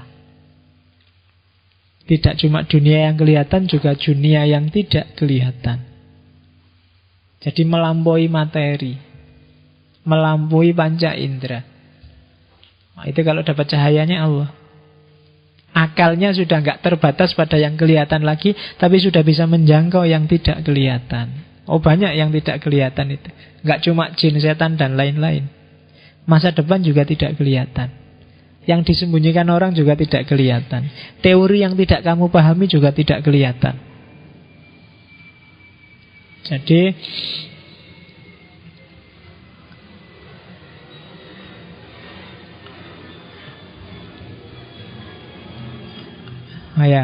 sambil nunggu pesawat, tidak apa-apa. Oke. Kalau sudah bisa menjangkau, melampaui dunia materi, keuntungannya apa? Kita lebih mudah melepaskan diri dari materi. Apa sih sumber kegalauan, sumber kesumpekan kita selama ini sehingga kita tidak tenang? Kalau tidak tenang, pengetahuan pasti tidak bisa masuk. Karena kita banyak terikat oleh yang materi dan indrawi. Coba kamu cek isi pikiranmu, isi batinmu yang bikin kamu galau apa? Pasti urusan materi dan indrawi. Duit habis, tugas belum selesai, dikejar-kejar harus cepat lulus, pacar urung duwe padahal S2 mau lulus. Terus lelai ya kan. Itu kan urusan indrawi, urusan materi semua. Bikin kamu galau. Dan kamu gak bisa keluar dari sana apa? Karena pikiranmu, batinmu gak bisa melampaui itu. Mentoknya cuma di situ. Kalau kamu sudah bisa melampaui itu, membersihkan batinmu lebih mudah.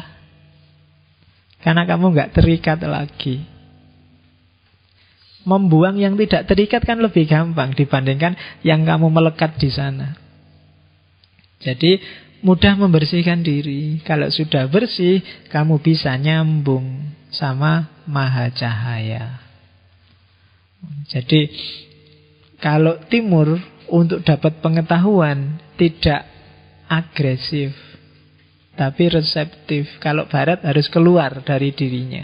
Kalau orang timur masuk ke dalam dirinya, bersih-bersih, terus dia akan dapat limpahan.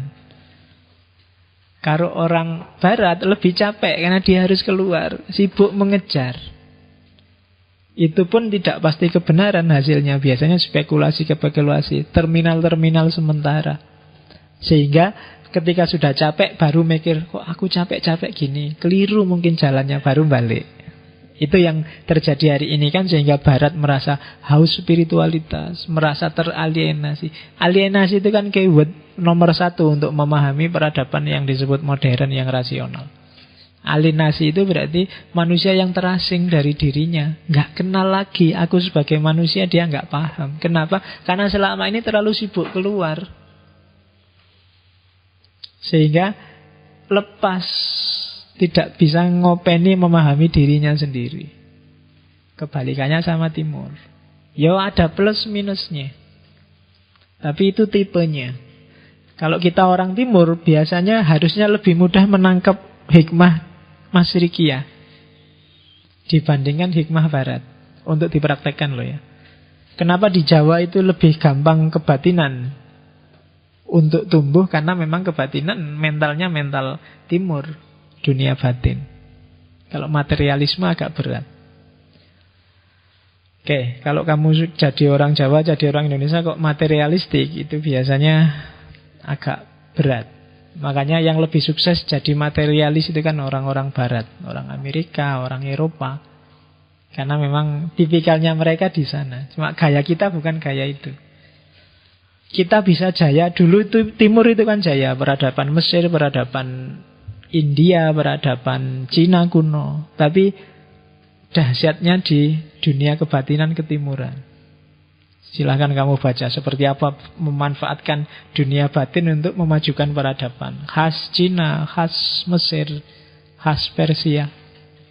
Oke, jadi kalau sudah dapat pengetahuan, pikiran tenang. Kalau pikiran tenang bisa mencapai spiritualitas, melampaui dunia materi. Kalau sudah bisa melampaui dunia materi, bisa lebih cepat membersihkan diri. Kalau bisa cepat membersihkan diri, kita bisa wusul, kita bisa ittisol, bisa lebih nyambung lagi sama Allah, bisa lebih mesra lagi sama Allah.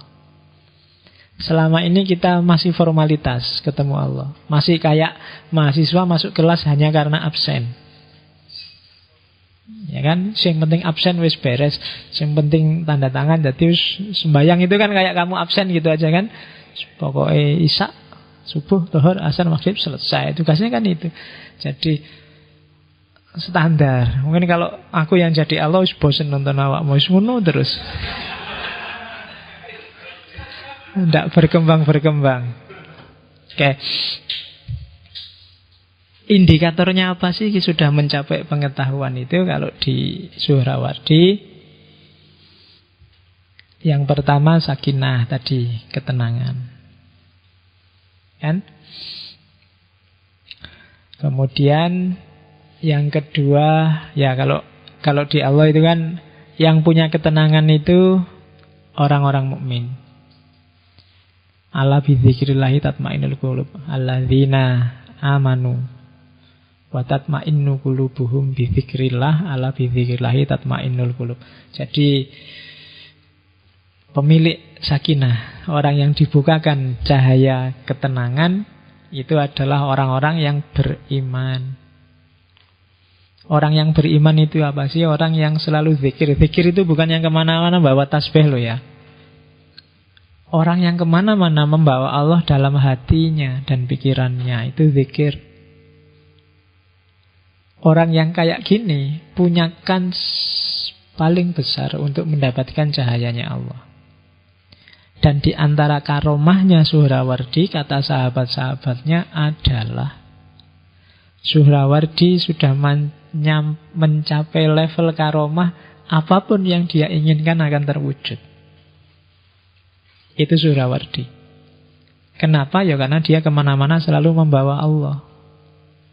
Cuma karena dia makomnya sufi, meskipun punya karomah kayak gini, ya ndak sakar PDW terus pingin makan apa? Pingin lah, itu nek kowe kan ngono. Iya. Ingin HP baru, ding, HP-nya baru, pingin kan gitu, bayanganmu kan ngono. Makanya kamu gak dapat karomah yang semacam itu, karena gawat. Begitu kamu dapat itu, wis ciloko, mesti kan pakai sakarepmu dhewe. Kalau levelnya Suhrawardi, meskipun punya itu, ya dia gak nyak-nyakan terus dipakai sakarepe dhewe kayak gitu. Pingin punya rumah besar, pingin punya istri cantik, pingin, mesti kamu minta gitu terus kan. Dan itu disimbolkan dalam kisah 1001 malam itu kan. Kisahnya Aladin itu kan itu. Setiap orang sebenarnya mimpinya punya lampu kayak Aladin. Itu sebenarnya sindiran luar biasa pada keserakahannya manusia. Kamu kan seneng kalau punya lampu Aladin, tinggal digosok, jinnya datang, minta apa? Tinggal ngomong, ting, datanglah permintaanmu. Kan kamu mimpinya punya itu kan. Jadi punya 3 itu terus karepmu gitu. Itu sebenarnya sindiran. Jadi 1001 malam itu kan isinya sindiran-sindiran. Sama kayak Centini. Isinya sindiran-sindiran terhadap Muslim Jawa awal yang agak formalitas. Oke. Ya mukminnya bukan sembarang mukmin yang selalu zikir pada Allah. Orang yang mukmin sejati kalau di hadis itu kan orang yang hati-hati, pikirannya tajam, dan firasatnya nyambung. Makanya ada hadis yang bilang, hati-hatilah terhadap firasatnya orang mukmin, sebab dia melihat dengan cahaya Tuhannya. Jadi orang mukmin yang sejati itu kalau ngomong ya Allah jadi mulutnya, kalau jalan Allah jadi kakinya, kalau bertindak Allah jadi tangannya. Kalau berfirasat, merasakan sesuatu, itu sebenarnya limpahan langsung dari Allah, informasi langsung. Nah, itu para wali Allah, para mukmin yang sejati, katanya Suhrawardi. Jadi kalau ada orang-orang besar, hati-hati firasatnya mereka itu tembus. Jangan sembarangan dengan orang-orang semacam ini. Mintalah doanya. Oke, itu indikator pengetahuan. Nah, ini Suhrawardi punya analogi yang sangat terkenal, yaitu analogi cermin. Jadi, cermin adalah manusia. Untuk menggambarkan filsafatnya, matahari adalah Allah. Kita cermin, bersihkanlah cermin itu, dan hadapkanlah cermin itu pada matahari, maka gambarnya matahari akan muncul dalam cermin. Kalau kemudian kita jernih, gambarnya menghadap ke Allah, dalam diri kita ada gambar Allah. Kalau kita menengok ke dalam diri, di sana kita akan ketemu Allah. Man arofa nafsahu faqad arofa rabbahu. Nafsahu yang sejati. Jangan jauh-jauh dari Allah, katanya Hamzah Fansuri. Aku nyari Allah kemana-mana, sampai ke Madinah, ke Mekah, tak cari kemana-mana, gak ketemu-ketemu. Ketemunya ternyata dalam hati. Kenapa? Karena hati adalah cermin dari keberadaan Allah. Cuma karena dia analoginya cermin, cermin itu harus bersih. Kalau katanya Ghazali, karena dia seperti cermin, setiap satu kesalahan dia adalah satu kotoran di atas cermin. Semakin banyak salah, semakin banyak kotoran di sana, dan pada akhirnya dia akan gelap. Kalau sudah gelap, gambarnya Allah hilang. Cahayamu juga akan hilang, karena cahayamu sumbernya dari cahayanya Allah. Itu analogi yang dibilang oleh Suhrawardi. Jadi hati-hati dengan kesalahan kecil. Makanya para sufi selalu wanti-wanti, tidak ada kesalahan kecil kalau diulang-ulang, tidak ada kesalahan besar kalau ditobati, dihapus cepat-cepat. Nah, yang sok meremehkan salah-salah kecil, hati-hati yo. Kamu kan sering kayak gitu kan. Jangan ngerti salah neng. Alah Pak cuma gini aja, nanti wudu juga rontok. Kan kamu sering gitu. Alah Pak bohong kecil aja enggak apa-apa nanti kan. Ngeremeh kayak gitu. Ketika kamu remehkan, maka dia akan jadi noda setitik, noda kecil di cermin batinmu. Semakin lama dia akan semakin banyak dan akan menggelapkan hatimu. Kalau sudah gelap, kamu akan kehilangan cahaya. Kalau kehilangan cahaya, kamu akan keluar dari ring cahaya Allah, karena di luar cahaya hanya ada kegelapan. Kalau sudah gelap, maju aja kamu nggak jelas. Mau jalan kemana juga nggak tahu. Tujuanmu mau apa juga bingung. Jadi kalau masih ada yang merasa, saya masih nggak jelas Pak, besok mau jadi apa, besok mau ngapain, berarti kamu sedang gelap hari itu. Atau mungkin sampai sekarang masih gitu. Kenapa sih kok kamu sok galau kayak gitu? Masa depanku gimana Pak? Besok mau jadi apa Pak? Karena pikiranmu berhenti pada materi tadi. Kamu gak bisa keluar dari jebakan materi dan hasratmu sendiri. Kalau kamu bisa keluar dari sana, jawabannya lebih mudah. Mulutmu sebenarnya tiap hari Allah, Gusti Allah ora sare. Tiap hari ngomong hidup sudah ada yang ngatur, ada sutradara, tapi prakteknya kan kamu nggak bisa. Buktinya kamu galau, kamu sumpek, sering mengeluh. Berarti kamu masih banyak terikat oleh materi. Oke. Ya, kalau di Surawardi pingin contoh ndak orang yang paling sempurna menerjemahkan cahayanya Allah, ya Nabi Muhammad. Jadi Nabi Muhammad adalah contoh terbaik. Beliau menyerap seutuhnya cahayanya Allah, dan cahaya itu kemudian dipancarkannya, tidak dipek dewe. Ya kan? Makanya setiap kali kita pidato atau ceramah kan selalu diawali dengan sholawat. Dalam arti apa? Mungkin kita ndak nyampe mau dapat pancaran langsung dari cahayanya Allah. Wong kita itu dosane oke, ya syukur-syukur dapat pantulan saja cahayanya Allah dari Nabi. Dapat dikit aja ciptaannya sudah lumayan. Karena Nabi itu kan sangat sayang pada kita. Makanya mungkin yo gelap-gelap dikit ndak apa-apa kalau Nabi sayang mesake umatku kan gitu. Tak keilah cahayanya, tak sumbernya kan gitu. Karena Nabi sayang sama kita. Jadi tenang aja. Makanya yo nek ndak kuat ketemu Allah langsung, merasa wah ndak nyampe aku kalau sama Allah, yo minta tolong Nabi kita. Jangan khawatir, Nabi kita itu adalah kesayangannya Allah, kekasihnya Allah, dan kita adalah kekasihnya Nabi. Ini kan gitu. Makanya jangan malu-malu untuk mendekat terus pada Nabi.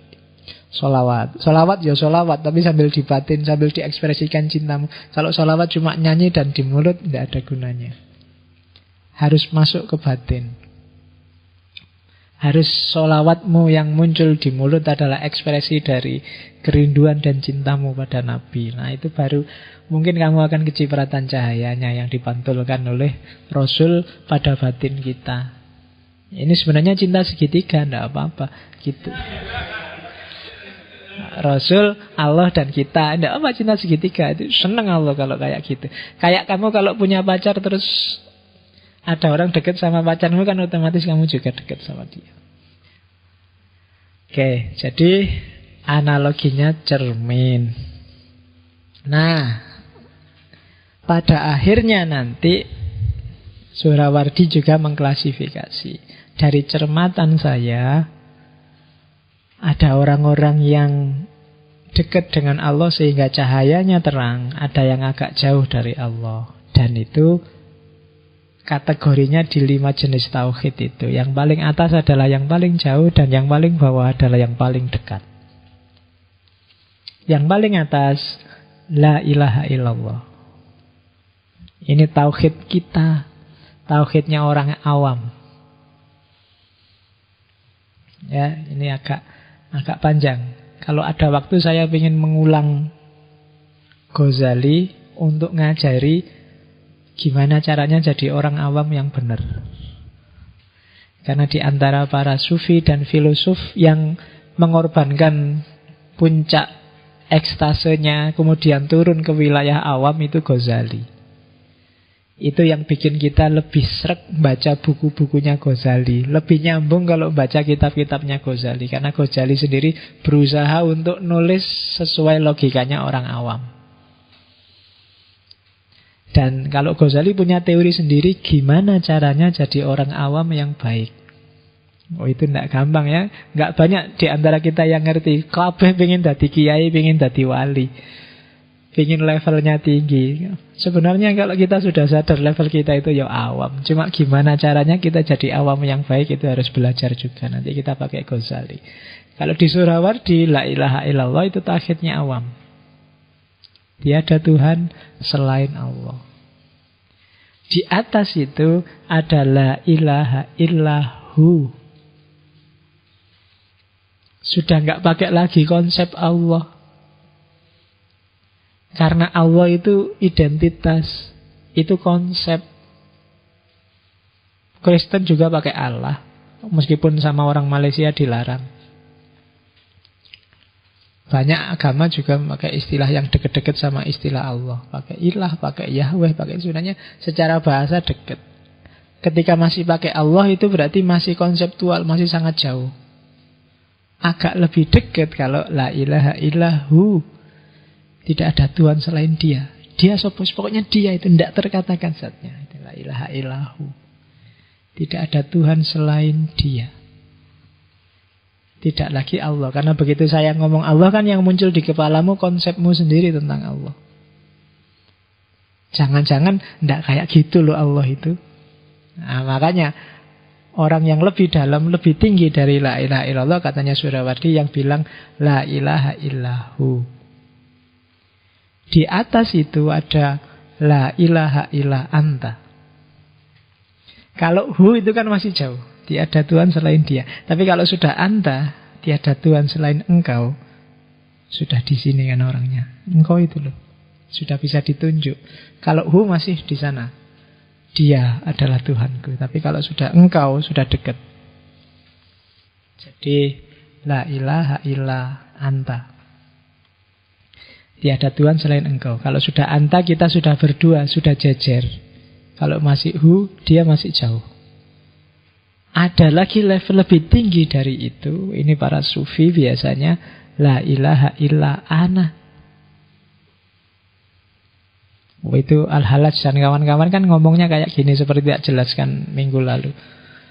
Kenapa sih la ilaha illa ana? Karena aku ini nggak ada. Aku itu tidak wajibul wujud. Aku itu mungkinul wujud. Jadi yang berhak ada itu hanya Allah. Adaku itu tergantung Allah. Jadi semua alam semesta ini adalah manifestasi dari adanya Allah, termasuk diriku. Jadi tidak ada Tuhan selain aku sendiri. Ini di dalam diriku ini ada Allah.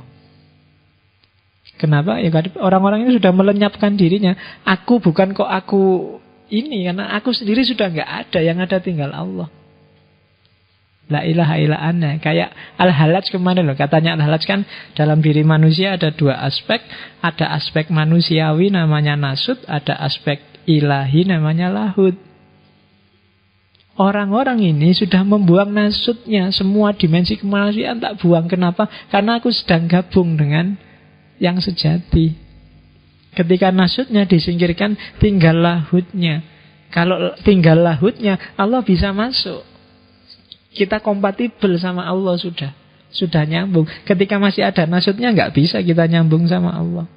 Tapi begitu nasutnya disingkirkan, nafsu, materi dibuang semua, yang tersisa tinggal lahudnya.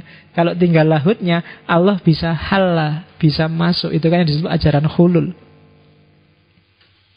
Allah bisa masuk dalam diri kita. Masuk dalam diri kita itu sebenarnya cuma istilah, karena kitanya sendiri sudah nggak ada. Itu kayak setetes air yang dibuang ke lautan. Air gabung, laut gabung sama setetes air, ya otomatis jangan dicari lagi setetes air itu, dia sudah hilang. Yang ada tinggal lautannya. La ilaha illa hana.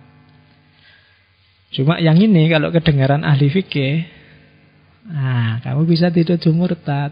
dituduh kafir. Dan itu yang terjadi pada para sufi. Ya kalau Al-Hallaj kan nanti punya murid Siti Jenar ya nasibnya sama kayak gurunya di Indonesia. Dihukum mati.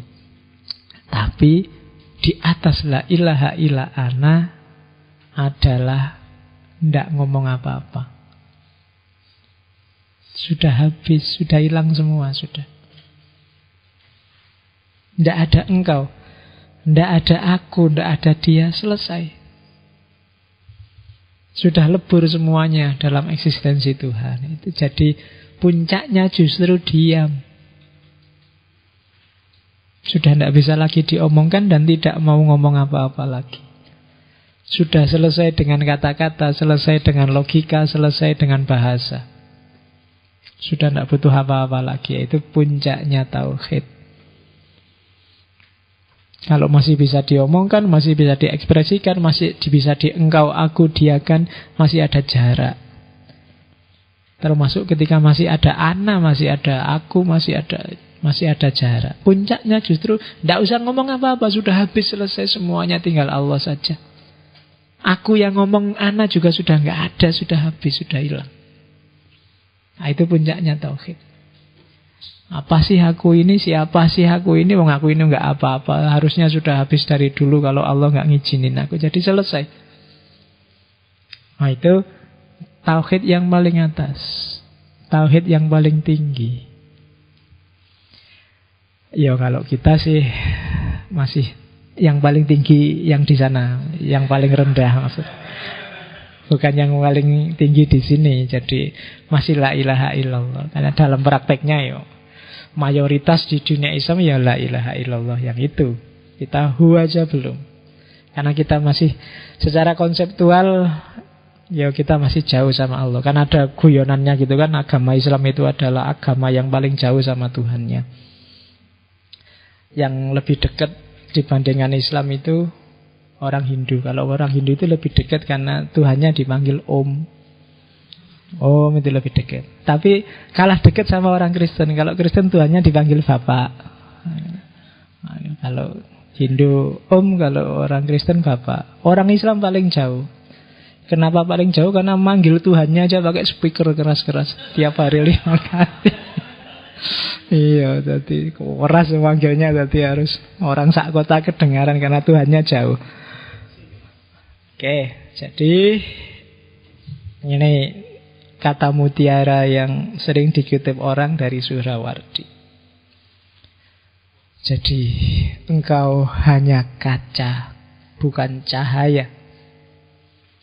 Sadarilah bahwa apapun kelebihanmu, apapun keunggulanmu, itu hanya memantulkan cahayanya Allah. Jangan merasa tinggi, jangan merasa sombong, jangan merasa lebih. Kualitas apapun yang kamu miliki itu hanya memantulkan cahayanya Allah. Nah, itu nasihatnya Suhrawardi paling puncak bagi saya di situ. Jadi kita sekedar memantulkan, kita tidak punya sendiri. Kalau ada orang muji kamu, wah kamu pinter ya. Kepinteranmu hanya pantulan dari cahayanya Allah. Kamu kok cakep ya. Cakepmu adalah pantulan dari keindahannya Allah. Kamu kok rajin ya. Semuanya yang bagus-bagus itu hanya pantulan, hanya memantulkan cahayanya Allah. Jangan merasa tinggi, jangan. Kalau ada apapun, makanya orang Islam selalu disuruh bilang Alhamdulillah. Apapun disuruh bilang Alhamdulillah. Kenapa? Karena semua itu jasanya Allah. Kalau Allah nggak berkenan memantulkan sedikit cahayanya, mungkin tidak ada kelebihan itu yang kamu pamer-pamerkan tiap hari di Facebook, di Twitter, di itu sebenarnya cuma pantulan sedikit dari cahayanya Allah. Jangan berhenti di situ. Itu pantulan yang cuma sangat sedikit. Kamu masih perlu lagi merangkak lebih jauh untuk dapat lebih banyak. Semakin kamu dekat sama Allah, semakin terang cahayamu. Itu nasihat puncaknya Suhrawardi. Oke, itu aja. Kalau tak tambahin lagi judek kamu nanti. tambah rumit. Kita ambil yang gampang-gampang aja. Ada komen?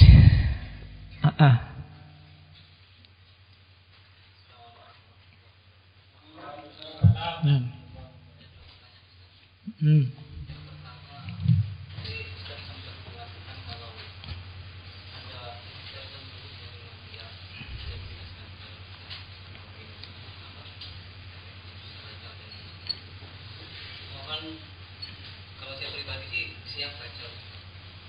Mohon dijelaskan. Yang kedua, apakah di Jogja itu ada yang bisa menyampaikan kita apa yang lima urutan atau terus mungkin dari pertama sampai yang tertinggi. Kalau memang ada siapa yang bisa dari mana? Ya, yang kamu tanyakan, kalau yang pertama, kamu ketemu saya dulu. Saya tidak bisa ngasih ke umum. Ketemu saya itu pun saya nggak nyamin ngasih. Kita harus ngobrol panjang dulu, biar aku ngerti. Kalau enggak, aku bukan apa-apa. Di samping tidak paham juga, kalau salah konteks juga nanti salah menerapkan. Ya monggo, kalau yang pengen mendalami itu ada, di samping rumitnya juga kedalamannya harus hati-hati, karena kalau begitu salah konteks juga bisa keliru. Itu yang pertama. Jadi kalau berminat silahkan ketemu saya di jurusan. Kalau untuk umum kayak gini, apalagi nanti kamu rekam, kamu sebarkan kemana-mana, nanti dianggap seandainya tidak menyesatkan pun bikin pening orang lain, kan berdosa. Ya, jadi sudah capek-capek download ngomong opo, tambah susah aku nanti. Kayak para sufi itu loh. Ya kalau nggak bisa bikin cerah ya jangan bikin pening lah. Yang kedua, di Jogja ini siapa yang nyampe level-level itu? Itu orang tua apa aku jawab Mas. Siapa ya? Saya ngertinya cuma yang level pertama, aku dewe. Yang level kedua siapa? Level ketiga siapa? Gini caranya. Kamu sendiri yang mencerahkan dirimu, pertajam mata batinmu, kamu akan bisa melihat di wajahnya setiap orang dia ada di level mana. Orang yang levelnya lebih tinggi akan bisa membaca orang yang levelnya lebih rendah. Tapi tidak sebaliknya. Caranya begitu. Kalau kamu sudah nyampe level tertinggi, kamu akan bisa ngerti, oh kamu levelnya itu lebih bawah dari aku. Kayak kalau kamu belajar filsafat itu loh, yang ilmu filsafatnya lebih tinggi akan bisa mendeteksi, oh cuma sampai di situ tuh filsafatmu. Tapi yang filsafatnya lebih rendah, dia tidak akan bisa membaca yang filsafatnya lebih tinggi. Mesti merasa lebih jago. Caranya begitu. Saya tidak bisa jawab dua-duanya. Jadi yang kedua, kamu sendiri kalau pengen penasaran siapa yang di level kedua, naiklah kamu ke level ketiga. Ya, paling tidak level kedua juga, karena layak riful wali ilal wali. Orang yang sama-sama level bisa mendeteksi dan bisa sama-sama menaikkan kelas. Kalau kamu punya teman orang yang satu level, itu yang didapat oleh Jalaluddin Rumi dari Samsut Tabriz. Karena punya teman yang levelnya sama, naiknya bisa lebih cepat. Nah, kalau kita merasa ada di level paling bawah semuanya, ayo kita kerjasama naik level bareng-bareng, itu lebih cepat. Gimana caranya? Dari la ilaha illallah kita bareng-bareng nyampe la ilaha illahu. Membebaskan diri dari konsep. Nah, itu kalau bareng-bareng lebih enak, ada saling kontrolnya. Ya makanya tadi tak sarankan untuk memperdalam ini, kalau bisa ada ngaji tasawuf juga. Oke. Yombo kapan-kapan. Kalau ada, carilah para sufi yang sejati. Cuma sufi sejati itu tidak kelihatan. Kalian sendiri. Mursyid itu pun juga, kalau di dunia sufi ya, masuk ke dunia sufi, siapa mursyid kalian, itu tidak bisa dicari. Dia akan ketemu sendiri dengan kalian. Dia akan menjemput kalian sendiri pada waktunya. Kalau kalian ada niat, ada hasrat, ada kerentek, dan siap untuk konsisten istiqomah, akan datang. Tapi kalau masih setengah-setengah, ya enggak. Itu logikanya di dunia sufi. Jadi nggak bisa, saya cuma ingin belajar kok, saya tidak bisa. Kalau konsepnya bisa, tapi kedalamannya nggak bisa. Kayak gini ini kan konsep. Gampang kok ngomong bahwa kalau sudah nyampe la ilaha illallahu itu berarti sudah bebas dari konsep. Ngomongnya enak, tapi mempraktekannya itu tidak segampang ngomongkannya. Intinya terakhirnya diem, tapi diem yang gimana itu harus dipraktekkan. Nggak sekedar diem itu, wah kamu kok nggak ngomong apa-apa, tauhidmu puncak ini mesti kan, nggak. Bukan diem yang kayak gitu, mesti kan ada parameternya sendiri. Dan itu hanya orang yang di level itu yang bisa menangkap. Itu enak nggak enaknya belajar sufi, karena dia bukan pengetahuan umum. Kenapa sih banyak di antara mereka yang kemudian dihukum mati? Karena teorinya pasti berlawanan dengan mainstream. Cara berpikir kayak gini kan nggak semua orang bisa menerima. Agak nabrak mainstream. Itu yang bikin di antara cabang-cabang ilmu Islam, filsafat Islam, ilmu kalam, fikih, macam-macam itu kan yang paling sering dikafir-kafirkan kan wilayah tasawuf ini. Dengan tuduhan di luar Islam lah, dengan tuduhan nggak sesuai Quran dan Sunnah lah, macam-macam. Yo monggo, setiap orang punya pikiran, punya ide sendiri-sendiri. Yang penting gagasan utamanya tidak boleh ada yang tidak setuju bahwa tuntutan beragama seorang muslim itu tidak cuma lahir, tidak cuma fikih, tapi juga batin. Justru batin itulah sasaran utama adanya Islam. Makanya Nabi bilang, innama bu'istu liutammima makarimal akhlak. Itu kan dunia batin. Nggak ada gunanya fikihmu bagus tiap hari sholat tapi akhlakmu rusak. Ketika akhlakmu rusak berarti misinya Nabi gagal. Karena misinya Nabi itu makarimal akhlak. Jadi pertama-tama perhatikan akhlakmu. Nah, jalan menuju akhlak mulia itu antara lain lewat fikih. Tidak mungkin akhlakmu mulia kalau kamu tidak mau puasa. Tidak mungkin akhlakmu mulia kalau kamu malas sholat, nggak mau berbagi dengan zakat, nggak mau bersatu dengan haji, nggak mau. Itu di antara media-media yang disediakan oleh Allah menuju akhlakul karimah. Cara mikirnya begitu. Jadi itu ya mas. Ya monggo kalau pengen lebih dalam Suhrawardi, ketemu saya nggak apa-apa. Oke, saya kira sudah ya. Sudah jam 10. Minggu depan kita akan ketemu Syekhul Akbar Ibnu Arabi. Ada apa di balik pikirannya Ibnu Arabi? Meskipun kalian sudah ngaji Tarjumanul Aswaq, karena ngajinya mungkin karena ngaji yang kitab itu, ya nanti yang kitab itu silahkan di ngaji. Kita ambil beberapa teori dari kitab-kitab yang lain. Saya akhiri sekian. Wallahul muwafiq, wallahu a'lam bishawab. Wassalamualaikum warahmatullahi wabarakatuh.